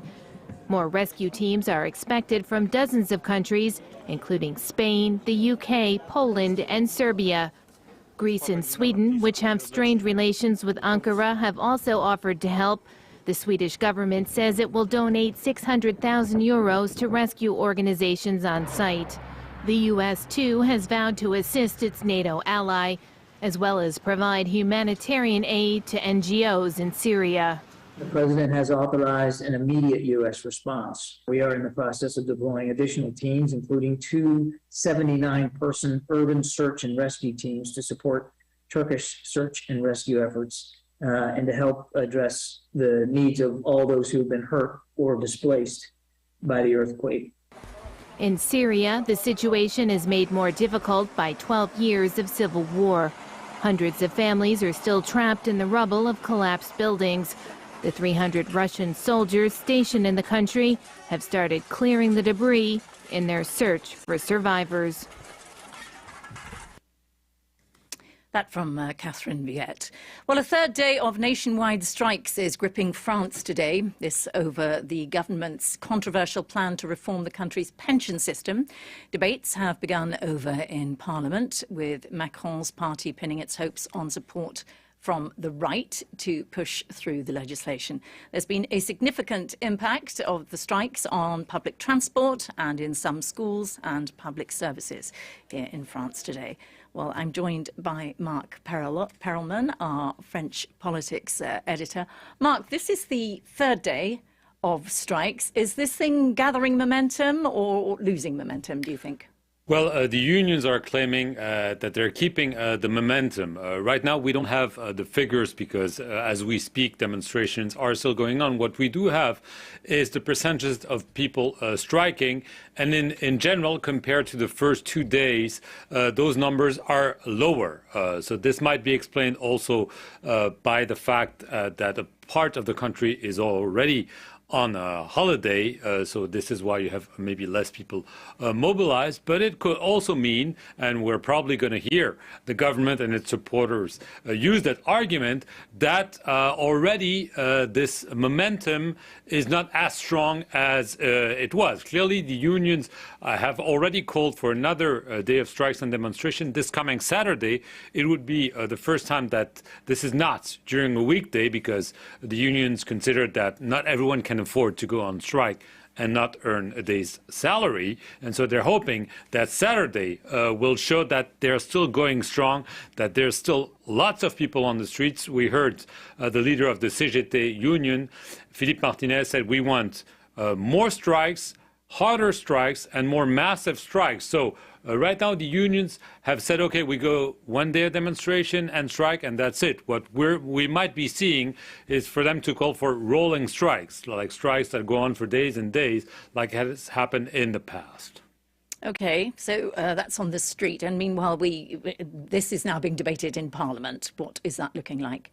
Well, it's looking like a mess, essentially. The discussion began yesterday, and we saw some fireworks. People are hurling insults at each other. MPs letting it know that they had received threatening letters, and the opposition is saying, we want to discuss this, but then at the same time, they're putting tens of thousands of amendments. The government is saying, you don't really want to discuss, it's just an obstruction. So right now there are 10 days of debates in National Assembly. Then it goes to the Senate, whether there's a vote or not. This is an expedited process in Parliament, and the government is hoping that it will have the votes and it will be able to push this through within a few weeks. But there's no guarantee that they will have all the votes they need in Parliament, because they only have a relative majority, and the support they're getting from the Conservative camp is not as solid as they thought it would be. And obviously the fact that a vast majority, I should say, of the French are opposed to this reform, and a strong majority supports the social movements on the street, is a bad omen for the government, because pushing this through Parliament is already not so easy, but if things turn sour on the street, and especially if you have strikes in key areas like transportation, public transportation, electricity, energy, and so on, this might be a very, very long winter for the government. And the question is whether they'll be able to hold on to their much cherished pension system reform, or be forced to blink and back down.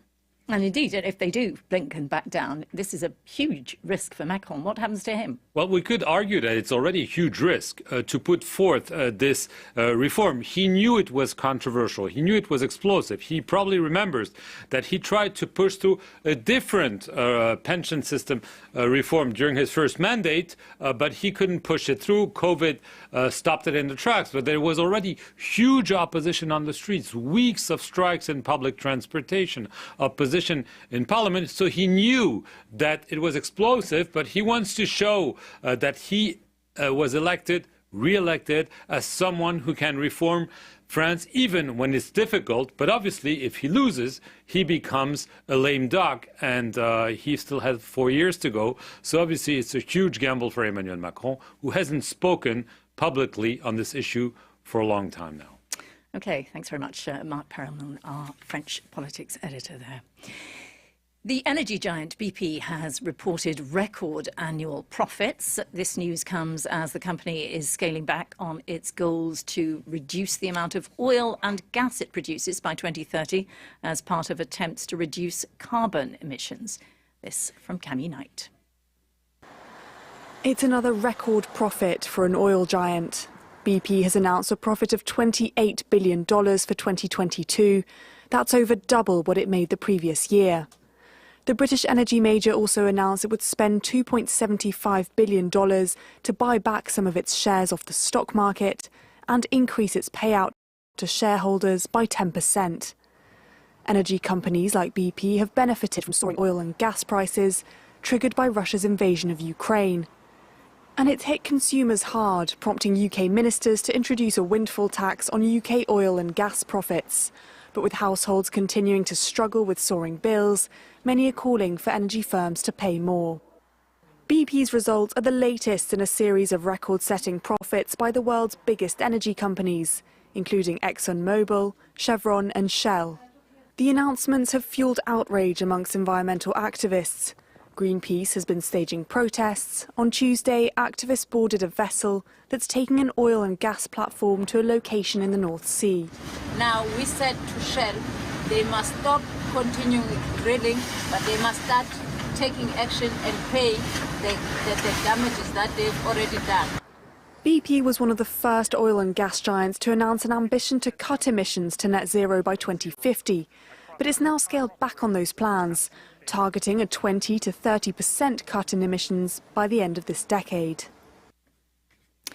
Well, time now for some news on the world of science. And, of course, the US military has started collecting pieces of wreckage from that Chinese balloon off the coast of South Carolina. And the US describe it as a spy balloon. It was shot down on Saturday after crossing North America. China says the balloon and a second one, which was spotted over South America, have civilian purposes. The Biden administration has come in for a lot of criticism from some Republicans for not shooting it down earlier over the land. But according to the Pentagon, the call was taken because there were concerns over safety. So to discuss all this, we're joined by France 24's Shirley Sitbon. Shirley, thank you for joining us. So until last week, none of us really knew much about such things as spy balloons. It was very James Bondy.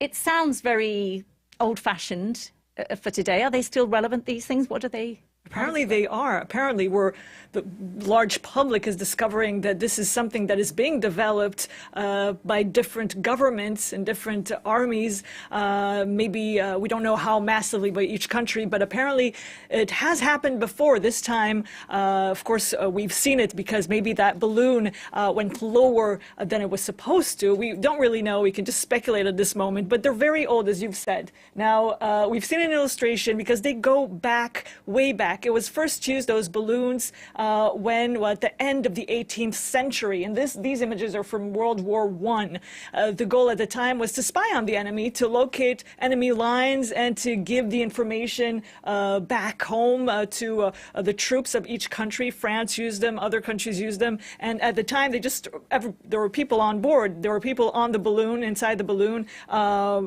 just beneath the balloon, writing down all the information, and then you just threw it back to their troops. That was the way it happened then. Of course, today there's no one on board. There's no one in those balloons, and we'll see why. Because, well, it's very up high in the sky, very high in the sky, 20 kilometers minimum. That's the stratosphere. We can see this illustration showing why these balloons are so relevant, because they're higher than planes and higher than the drones that are often used to spy on rivals, on opponents, and also they're lower, of course, than satellites, which are much higher now. We have satellites about 500 kilometers into the sky, but not this low. So they're very practical. You can get extra information with them, but maybe that wasn't the only goal of this specific balloon.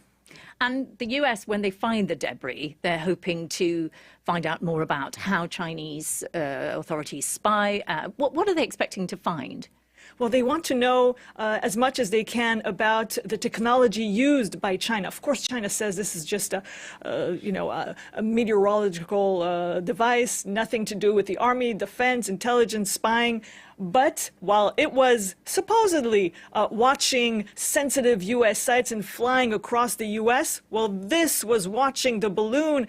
There were spy planes, 2 of them. They're called Dragon Ladies, U-2 Dragon Ladies, and they try to determine everything that was on this balloon, inside this balloon, all the technological devices on this balloon. And that's what they've been doing. And now that they've gathered all this data, And now the investigation will continue with the debris they find, the U.S. Army, the Navy finds in the water, and together they'll compile all that information and present it next week to U.S. officials. And they say that everybody will know what was in that balloon. Of course, balloons today are not the same as they were back in the day. There's a computer inside. Whatever the use of the balloon is, the computer gives it works with solar panels. It gives the information to satellites, which bring that information then to Earth. So basically, we'll try to understand if this was really an intelligence, a spying device or not, and we're hoping to learn this. Now we're going to listen to the Chinese perspective. What were the Chinese authorities trying to achieve if indeed this was a spying balloon? We'll hear somebody from the Hudson Institute, Patrick Cronin. Really, I think the bigger intelligence gain is on the response. Just how would the United States, when would they detect something? When would they start to act like they've detected something? What would they do about the detection of something? Because what we're talking about is operational intelligence that could be useful for wartime. And so this is what is done in intelligence in general, both by intelligence services and by the militaries. You test these response times. And we've seen from the Chinese in recent years the use of the kind of balloons over Taiwan, near Japan, near Korea. So it's not that unusual. And Shirley, the Chinese are saying that they are perfectly within their rights to fly this balloon across the world. How is that? Is that right? Well, there is no law banning it, no international law banning it, because it's in the stratosphere. It's above 20 kilometers. And officially, there's nothing that makes this a violation of international law. So the Chinese are saying they were in their right and that this balloon just did not function well, so it went a bit lower than planned, but it should have been returned to China, and there's no reason to act with such hostility and no reason to destroy it. That's their position, and of course, maybe they'll give us some extra data in days to come, and we'll learn, of course, more when we get the information from that debris that the U.S. Navy is bringing back. Okay, well, thanks very much. We, of course, will have you back, no doubt, when more is discovered after they've gone through that debris. France 24's Shirley Sitbon there with that look at the world of science. And that is it from us here at Live from Paris, from me, Angela Diffley, and all of the team. Do stay with us. There's plenty more here on France 24. Bye-bye.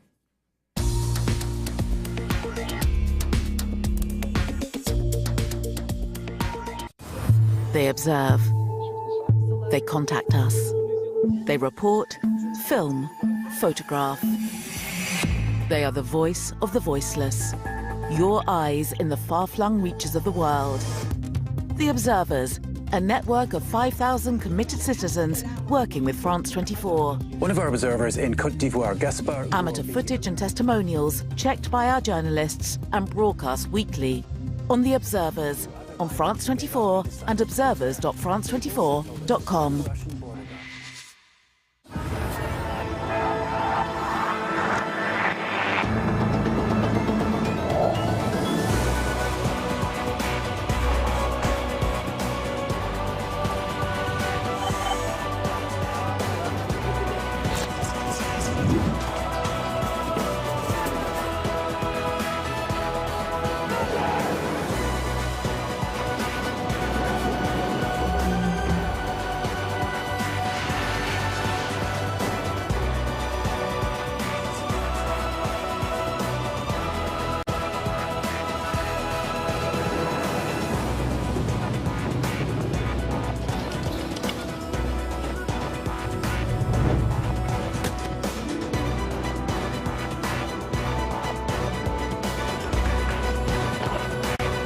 France 24, your window on the world. Liberté, égalité, actualité.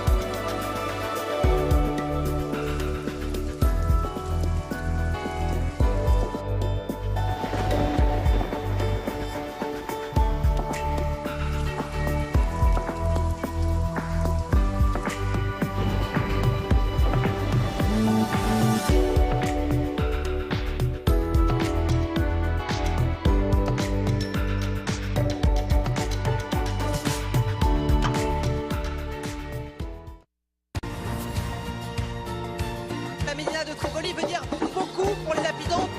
Bienvenidos a las noticias de France 24. Thanks very much for joining us. أهلا بكم في ثقافة في عدد اليوم. Ravi de vous retrouver pour Afrique Hebdo. Au programme cette semaine. نسمع بين حين والآخر. This storm has hit New York City a lot. To be a president. 3, 2, 1.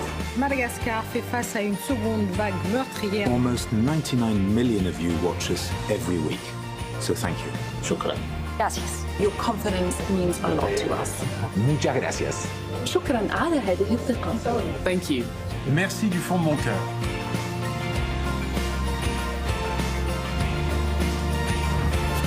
Liberté, égalité, actualité.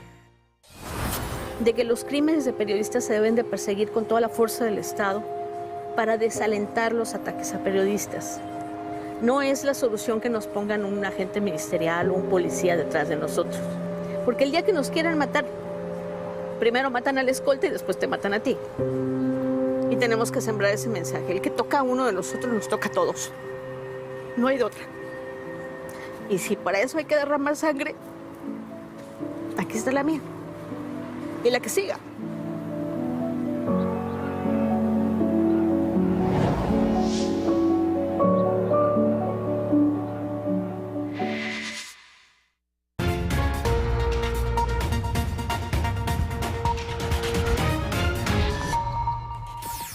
WESN.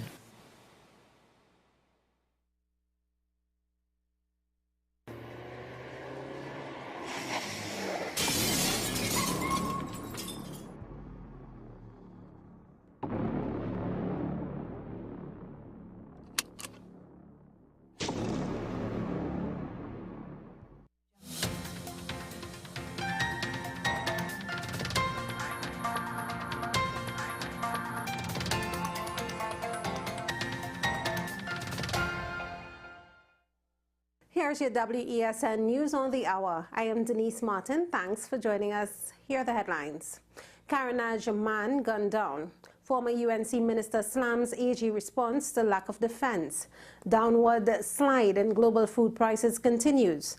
And internationally, Palestinian gunmen killed in Israeli raid in Jericho. Now for the details. A Carnage man is the country's latest murder victim. 39-year-old Daryl Nicky of Mount Pleasant, Carnage, was seated on the sidewalk at Western Main Road, Carnage, opposite the post office with two other men, when a heavily tinted vehicle stopped in front of the group and began firing shots at them. He died at the scene. Investigations are continuing. Former government minister under the UNC administration, Vasan Bharat, says a scandalous state of affairs has gripped the Attorney General's office over the so-called disappeared file, and it strikes at the heart of everything that is rotten within the criminal justice system. Bharat said the state's failure to offer a defense, despite at least 5 notices, is beyond belief and suggests, at best, dereliction of duty, and at worst, a willful and deliberate attempt to pervert the course of justice. The number of opportunities that the Solicitor General's office had to attend to this matter over a 2.5-year period and failed so to do must leave the average citizen in a great deal of anxiety and distress. Price indices for vegetable oils, dairy and sugar drove the January decline, the UN Food Agency said, issuing 2 new reports on food production expectations. The FAO Food Price Index fell 17.9% below its all-time peak, reached in March 2022 following Russia's full-scale invasion of Ukraine. The downward pricing trend was helped in part by a pivotal agreement signed in July to unblock Ukraine grain exports amid the ongoing war. Tracking monthly changes in the global prices of commonly traded food commodities, the latest index averaged 131.2 points in January, falling 0.8% since December. In international news now, 5 Palestinian militants have been killed in an Israeli army raid near Jericho in the occupied West Bank. The armed wing of the Islamist movement, Hamas, said all those killed were its members. It is the latest in nearly nightly operations by the Israeli military targeting militants in the territory. The last 2 weeks have been a particularly bloody period with deadly Israeli raids and Palestinian attacks on the Israelis. Well, that was your news to the hour on WESN. I am Denise Martin. Thanks for watching.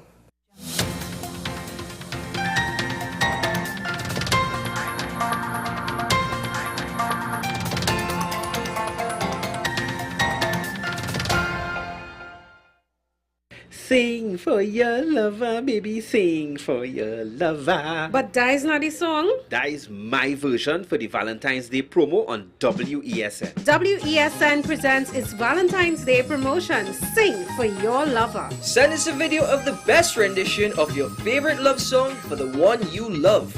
All contestants have a chance to win a variety of exciting prizes. Send us your entries to thecontentcapital@gmail.com. All videos will be posted to our social media pages and will be shown on WESN. Well, okay then. Let me sing for my lover. Let me sing for my lover. My lover.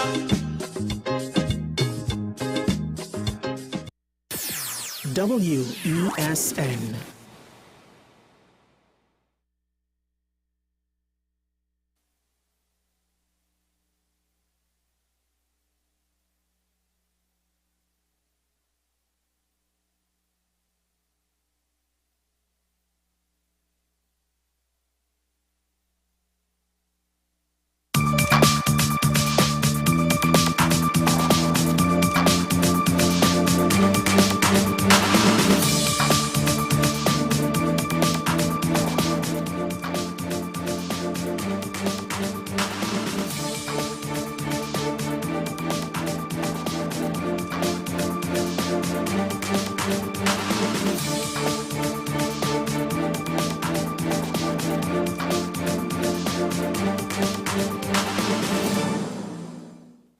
Good day and welcome to this week's episode of Strictly Legal on WESN Content Capital.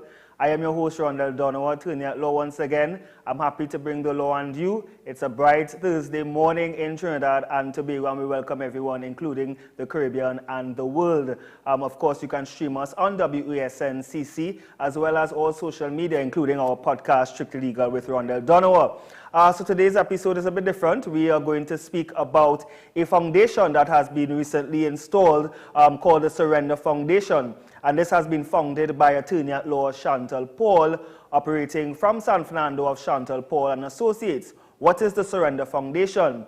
She will tell you more about it. But before, I would want to introduce and read who is Ms. Chantal Paul, attorney at law. She is a lawyer of 9 years standing, and her principal practice is Chantal Paul and Associates. From 2013 to now, Ms. Paul has majored in the field of criminal law, which would have inspired her most recent endeavor as the founder of the Surrender Foundation, which was founded, as I said, this year, 2022, as a non-profit organization geared towards reducing crime in Trinidad and Tobago. Apart from law, Chantal is also certified in mediation and negotiation skills training and has also completed her reading in an MSc in Strategy, Leadership and Management, wherein she is currently in the process of composing a thesis on the topic Women Entering the Field of Criminal Law. Chantal is also the managing director of her own real estate and construction company. She's also well known in her community of Marbella East for her extensive charitable work via quarterly hamper drives, the provisions of non-pro bono legal services, and the hosting of events geared towards the community enhancement. And at 31 years of age, she has proven to be ambassador for positive change in her country and the community, and believes her only purpose in life is to serve the people and God. Well, God first, of course. And Chantal is my colleague. We have practiced together, and I'm very happy to have her here in studio. Good day, Chantal. Good morning, Rondell. Thank you for having me. It's my pleasure. And thank you for agreeing to come. I know it has been a long time, but I'm happy that you are here. And of course, as we said today, we are going to speak about the Surrender Foundation. So tell your audience, what is the Surrender Foundation? The Surrender Foundation is a recently registered non-profit organization geared toward reducing serious crime in Trinidad and Tobago. And of course, you being an attorney at law, mainly specializing in criminal practice. Tell us, why is it that you felt the need to start this foundation, basically? Well, having been involved heavily in a criminal law practice for the past 9 years, I would have gotten the opportunity to relate to persons in the criminal justice system. And I would have also gotten the opportunity to build relationships with a lot of my clients who are currently in the criminal justice system. And that one-on-one has allowed me to understand the criminal mind and some of the reasons why persons get involved in crime. And having understood why persons get involved in crime, I am of the belief that solving crime, although it may be difficult, it is not impossible. And of course, as you said, difficult, but it's not impossible. Now tell us, the Surrender Foundation, I know you said it's a crime prevention NGO, but tell us how do you expect, or I mean, I know there's a lot of different NGOs that are about. So tell us what will make you different, and how do you expect to achieve your goals in this endeavor? Well, Rondell, the Surrender Foundation plans to take a multidisciplinary approach to solving crime in Trinidad and Tobago.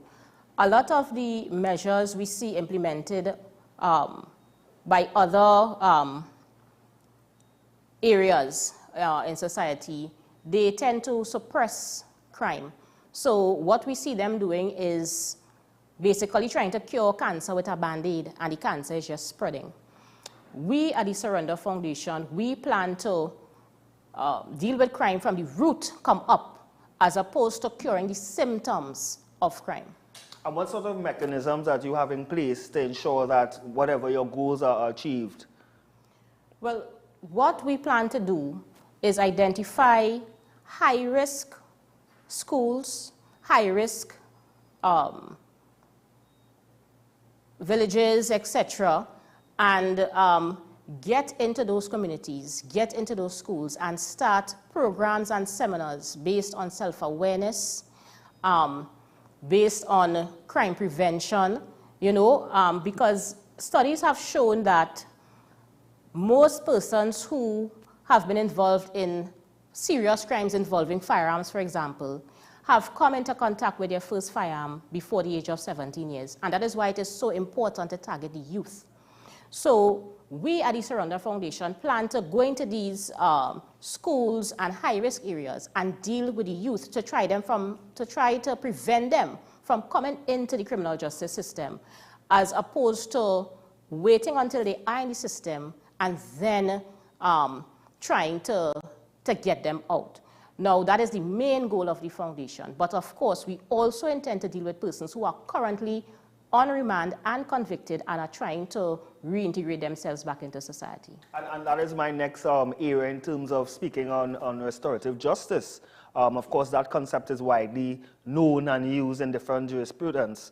What do you think about that particular type of justice system, or restoring that offender back into society? What are your thoughts as to the present system that is in place? Well, over the years in Trinidad and Tobago, we have seen a shift from more punitive and penal measures to restorative measures. The prison has done a lot of reform. They have implemented programs whereby persons can further their studies. I saw recently that they have an annual art gallery, etc.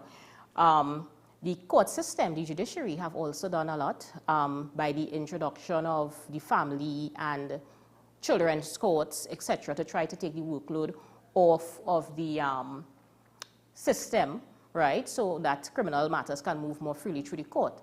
But these initiatives, in my opinion, it is not enough. More needs to be done, because Trinidad and Tobago has a very high incarceration level, but it is not correlated to the decrease in crime. We are seeing a high incarceration level, but yet no decrease in crime. So clearly, something is not working, or more needs to be done. Restorative justice is an approach to justice whereby persons are held accountable for their actions, but at the same time, we try to give just sentences. We try to enhance them whilst in custody, not to expose them to inhumane conditions, and then to assist them when they come out of custody. So as to try to reduce repeat offending or recidivism, as it is commonly known. You know, so we at the Surrender Foundation, we plan to assist in restorative justice by getting in touch with all the stakeholders, the judiciary, the prison, you know, to work together as part of a whole puzzle, you know, to try to cease repeat offending. Now, of course, it sounds well in theory, but in terms of in practice, of course, there's resources that is needed. Now, in terms of personnel, what are your strategy in terms of using, let's say, personnel who are qualified to really bring across that change that your foundation so desires? Well, as I said, we are going to reach out to all the major stakeholders involved. The other directors on the Surrender Foundation, Ms. Julie Gayadine, she hails from ARIMA. She is a researcher and has done extensive research in this area of the criminal justice system. And also Mr. Adam Lakai, who is an ex-convict having served over a decade in prison for a capital offense. You know, so that is our base, and we are currently seeking volunteers to come on board with us to assist us in this endeavor. I have spoken to numerous of my criminal law colleagues who have pledged to render their assistance for this cause.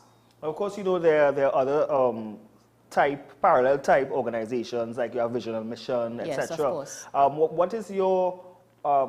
What is your strategy to involve or to partner with other NGOs? Because at the end of the day, everyone wants to achieve the same goal. Yes. Is there any vision to partner with such NGOs to reach a wider audience or a wider community? Yes, of course. We intend to partner with NPOs and NGOs locally as well as abroad, not only in seeking funding, but also in teaming up for the greater good. Also, because we are so recent, we won't know everything, you know, so we look forward not only to assistance in terms of financially, but also guidance on how we can go about achieving what we want to achieve. And, you know, this is a cliche question. Of course, persons may think, well, you are a criminal attorney, you are defending criminals. Then on the flip side, you have established a crime prevention NGO to deal with offenders. Now, explain to the public, why is it that you feel the need, or why is it that you are defending criminals, but yet, I'm not saying criminals in that open sense, but persons who are charged with crime and now trying to prevent them from furthering crime? Well, firstly, Rondell, I am a citizen of Trinidad and Tobago. I live here, I have a son, and I would like all citizens to feel safe. You know, I have spoken to a lot of my clients, and I can tell you off the bat, they want to come out of the system. They do not want to repeat, you know, and I think that they need help. You see, when we're talking about solving crime, we need to tackle crime from a more socio-economic, cultural, and individualistic approach, you know, and that is what we at the Surrender Foundation plan to do. So I do not see it as being a hamper to my law practice in any event, because I practice many other types of law, you know, but I really want to help these individuals, because at the end of the day, crime is everybody's business. I really want to give them the assistance that they need. I want them to know that there is hope, you know, and I want to provide a net that can catch them before they reoffend or enter into the system. And of course, there's a concept of what you call nature versus nurture. And sometimes, I mean, as you would know and being experienced, that some persons did not voluntarily decide to enter into the system. I mean, I know you would have been instrumental as well with respect to one of my programs, my series, Crime and Punishment in Trinidad and Tobago, where I would have interviewed an ex-convict. And if, if you permit me, I know that was one of your clients. Correct. And if you look at his story was a very interesting story whereby he, he was forced to do certain things, right? And of course, it's not a matter of at the time you did not know or you weren't aware, and because of the nature or the environment that you have been involved in, and because getting into the system, you are now aware as to, okay, what is right and what is wrong. And that is why I would have stated that we need to tackle crime from a socio-economic and cultural sense, because what we at the Surrender Foundation plan to do is go into these communities and deal with persons such as single mothers, because of a lot of persons who are incarcerated come from single parent homes, so we want to deal with the societal issues, with the economic issues, assisting persons in gaining employment, assisting with children who may be unsupervised, and I think that if once that approach is adopted, we could seriously then say that we are preventing crime as opposed to fighting crime. We don't want to fight crime, we want to prevent crime.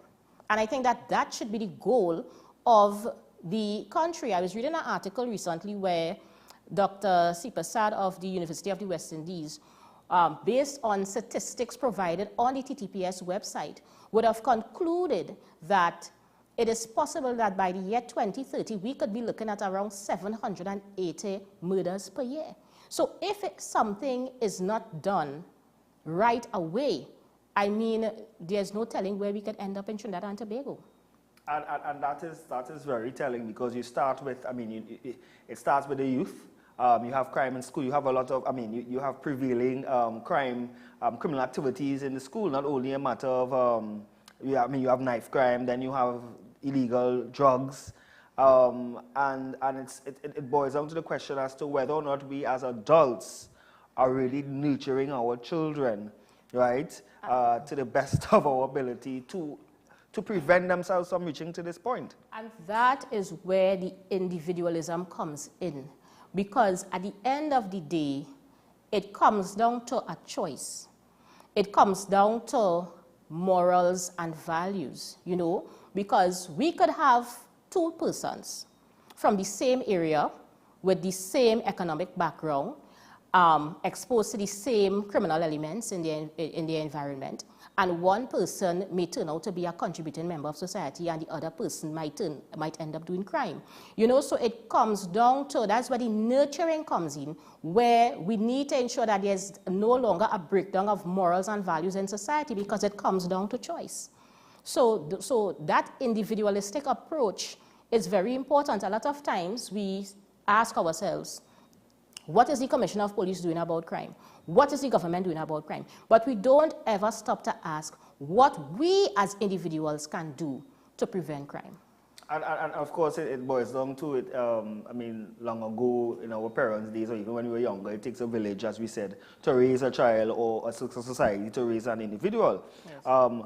But now we are seeing where people are becoming so desensitized that literally if you're seeing someone's committing a criminal offense, you just pass by, or you video record, upload it, and hope for the best. And of course, we also have to look at the fact that witnesses are afraid to come forward because of the fact of reprisal. Well, I was just about to get into that. You see, a lot of persons sometimes turn a blind eye to crime because we are a society that has begun to live in fear. And that is where we need to look at reform in witness protection programs.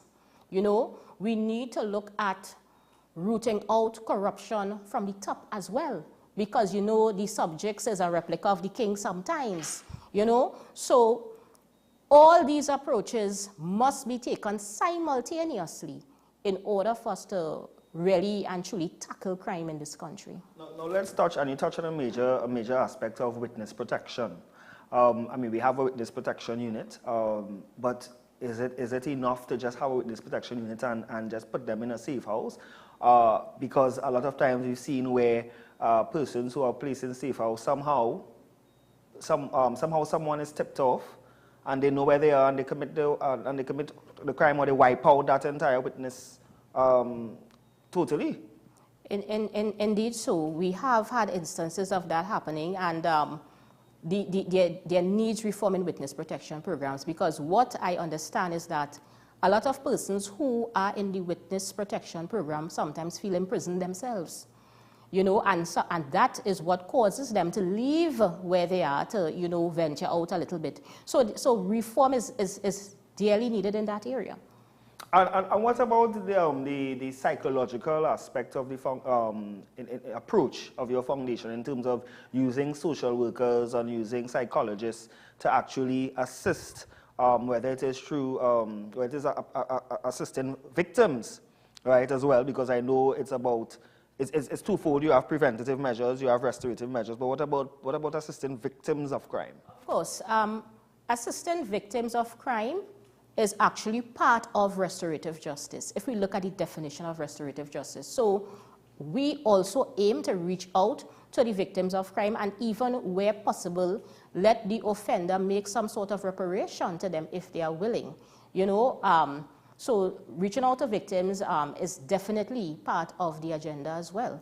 And on your question of mental health, you know, studies have shown that the conditions of the prison system in Trinidad and Tobago is inhumane. And after someone goes through those inhumane conditions, then to be just thrown back into society, it is not the best thing. I am of the belief that, you know, psychologists, psychiatrists, etc., you know, needs to come on board to assist us in reintegrating these persons into society. And we have another aspect of, okay, you're reintegrating the persons in society, but when it comes to getting employment, that's another stumbling block, because of course you have certain employers require certificates of character. Yes. And if you're seeing a conviction, obviously, on your character certificate, then it prevents that person, even though they are restored, from obtaining the job. And that is why we need to educate persons and let them know that crime is everybody's business. We at the Surrender Foundation do intend to get the private sector involved as well, to assist us in getting employment for persons, because we don't want to just give a man a fish, we want to teach a man to fish, you know. So we also intend to go a lot into agriculture.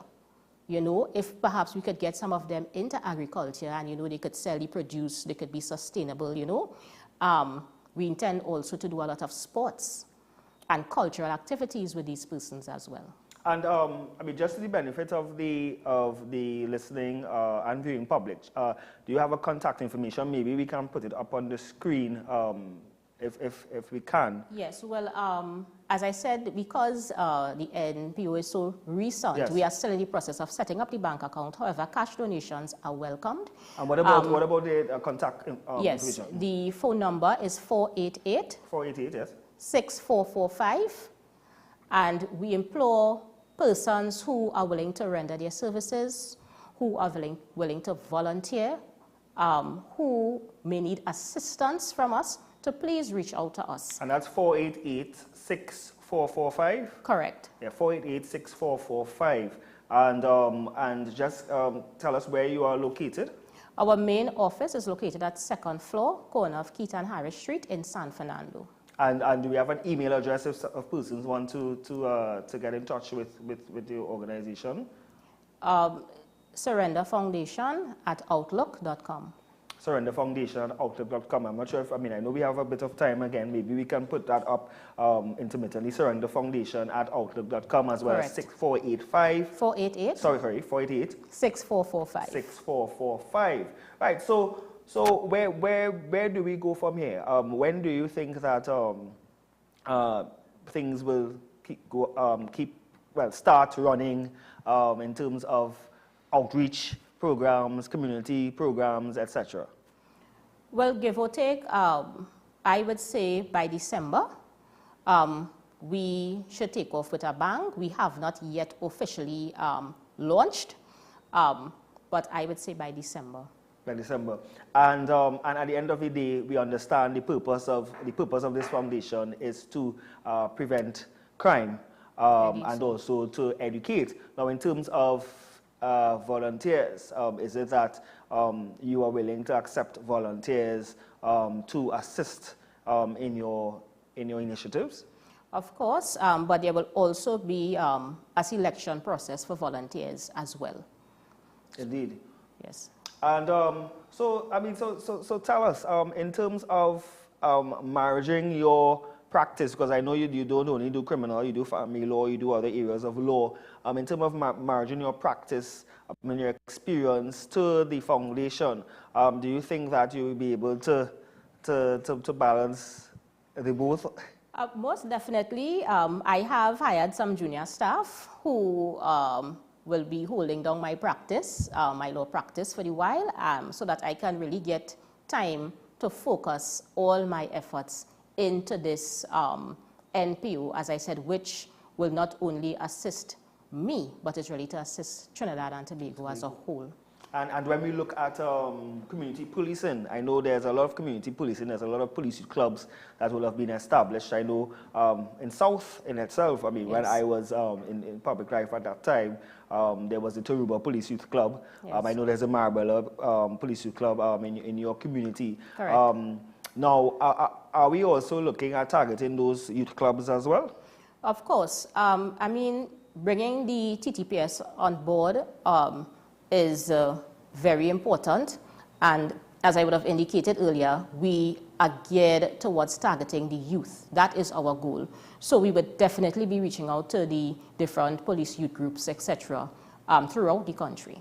And when we say youth, I know you said schools, but then is it that we are going to look at schools in high-risk areas, or we are also looking at prestigious schools? Because I mean, we understand also in prestigious schools there are issues. Of course, we would be looking at all schools. We would be targeting white-collar crime as well. You know, so all schools, not just schools in high-risk areas and schools that are prone to a high level of indiscipline. Indeed. And Chantal, I know we are coming to the conclusion. So any closing statements that you want to give in terms of yourself and also what you intend to achieve? Well, Mr. Donovan, as I said, the goal is to reduce crime in Trinidad and Tobago.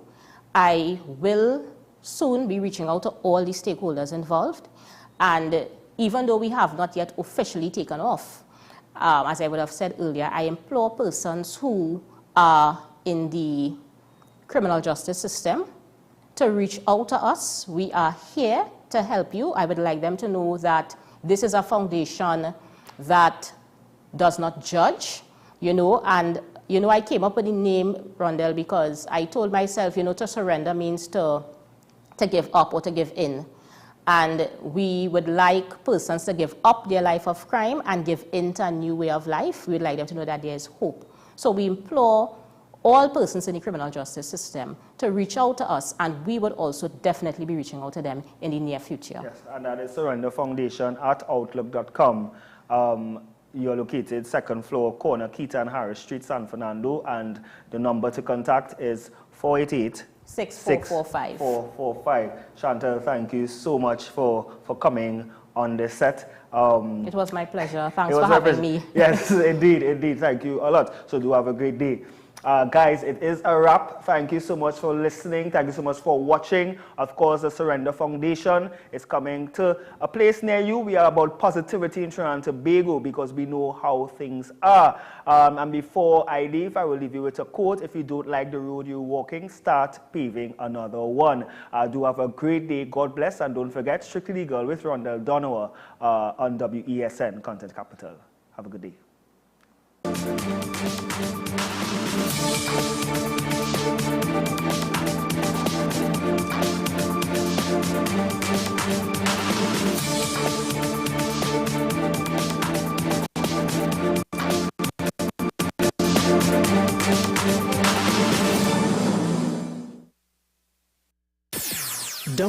WESN.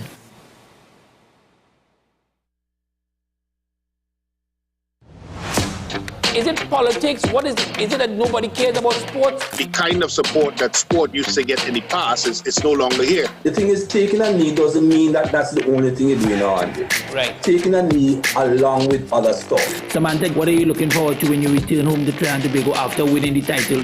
Thank Thank you very much for speaking it into existence. Is there no pressure on Nicholas Ball? It makes me more motivated to work hard and to go out there and rep the red, white and black. Why are we sending a team to the Winter Olympics? There are a number of Trinbagonians who are in the diaspora and have grown up in winter sport. It's an opportunity that the Trinidad and Tobago Olympic Committee will not close the door. I also believe in the players that we have. Once you can motivate the players, you can get the best out of them.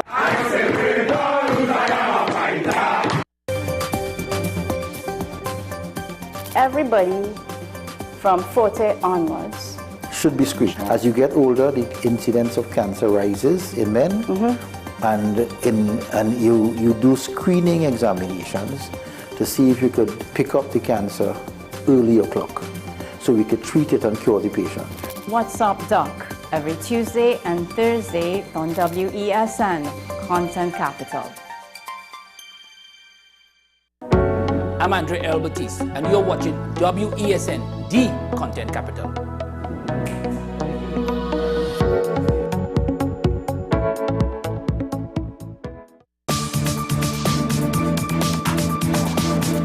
I am Rondell Donowa, attorney at law and host of Strictly Legal on WESN Content Capital. Strictly Legal is a legal program geared towards informing you, the public, of your legal rights, responsibilities, and remedies. So be viewing Thursdays 10 a.m. to 10:30 a.m. The issue, the continued rise in the price of flour and its impact on the cost of living in Trinidad and Tobago. How should we go about it? I want to ask you, what has been revealed to you about the state of vulnerability in the country because of this exercise and because of what we're going through? Is the government losing the war on the vaccine front? The discussion should revolve around the common good for the greatest number of people in Trinidad and Tobago. How do we inculcate a sense of respect and regard for people who may not be of your own political ilk or persuasion? The communities are now being used by political opportunists. So when the tables are turned, it's the same way. Okay, this has been 10 Questions. I'm Andy Johnson, and we'll see you next time. Join me, Sule A. Joseph, as I delve into the day-to-day psychological issues plaguing our society. We will discuss behaviors that encompass the biological influences, social pressures, and environmental factors that affect how you think, act, and feel. Sight, Thursdays at 11:30 a.m., only on WESN, Content Capital. I am Rondell Donowa, and you are watching WESN, the Content Capital.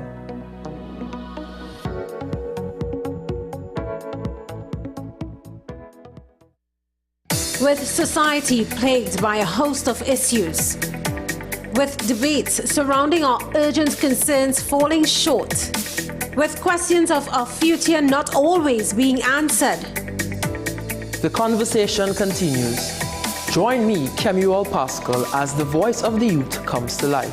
We will confront the controversial topics of today's world to gain answers that are key for a better tomorrow. One and One with me, Kemuel Pascal. Wednesdays at 10 a.m. Only on WESN, Content Capital.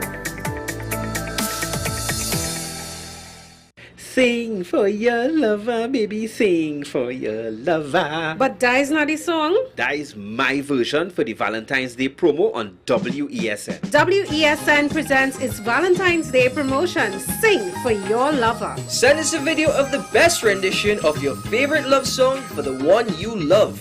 All contestants have a chance to win a variety of exciting prizes. Send us your entries to thecontentcapital@gmail.com. All videos will be posted to our social media pages and will be shown on WESN. Well, okay then. Let me sing for my lover. Let me sing for my lover. My lover. I'm Sean Michael Small, and we are WESN, the Content Capital.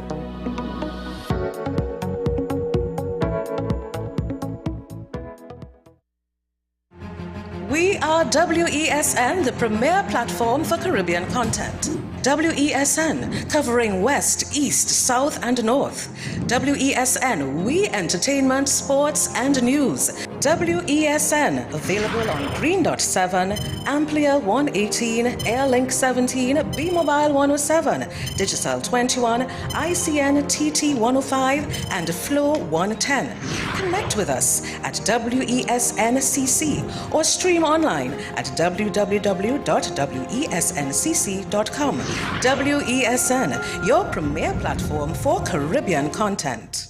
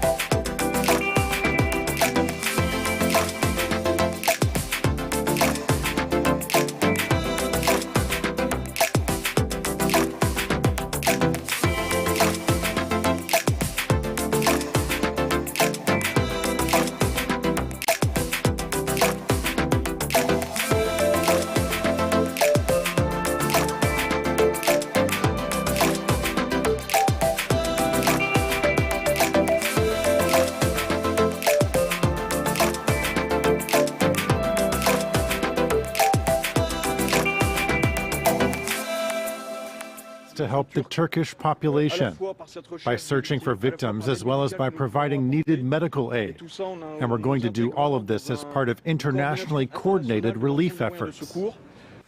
The European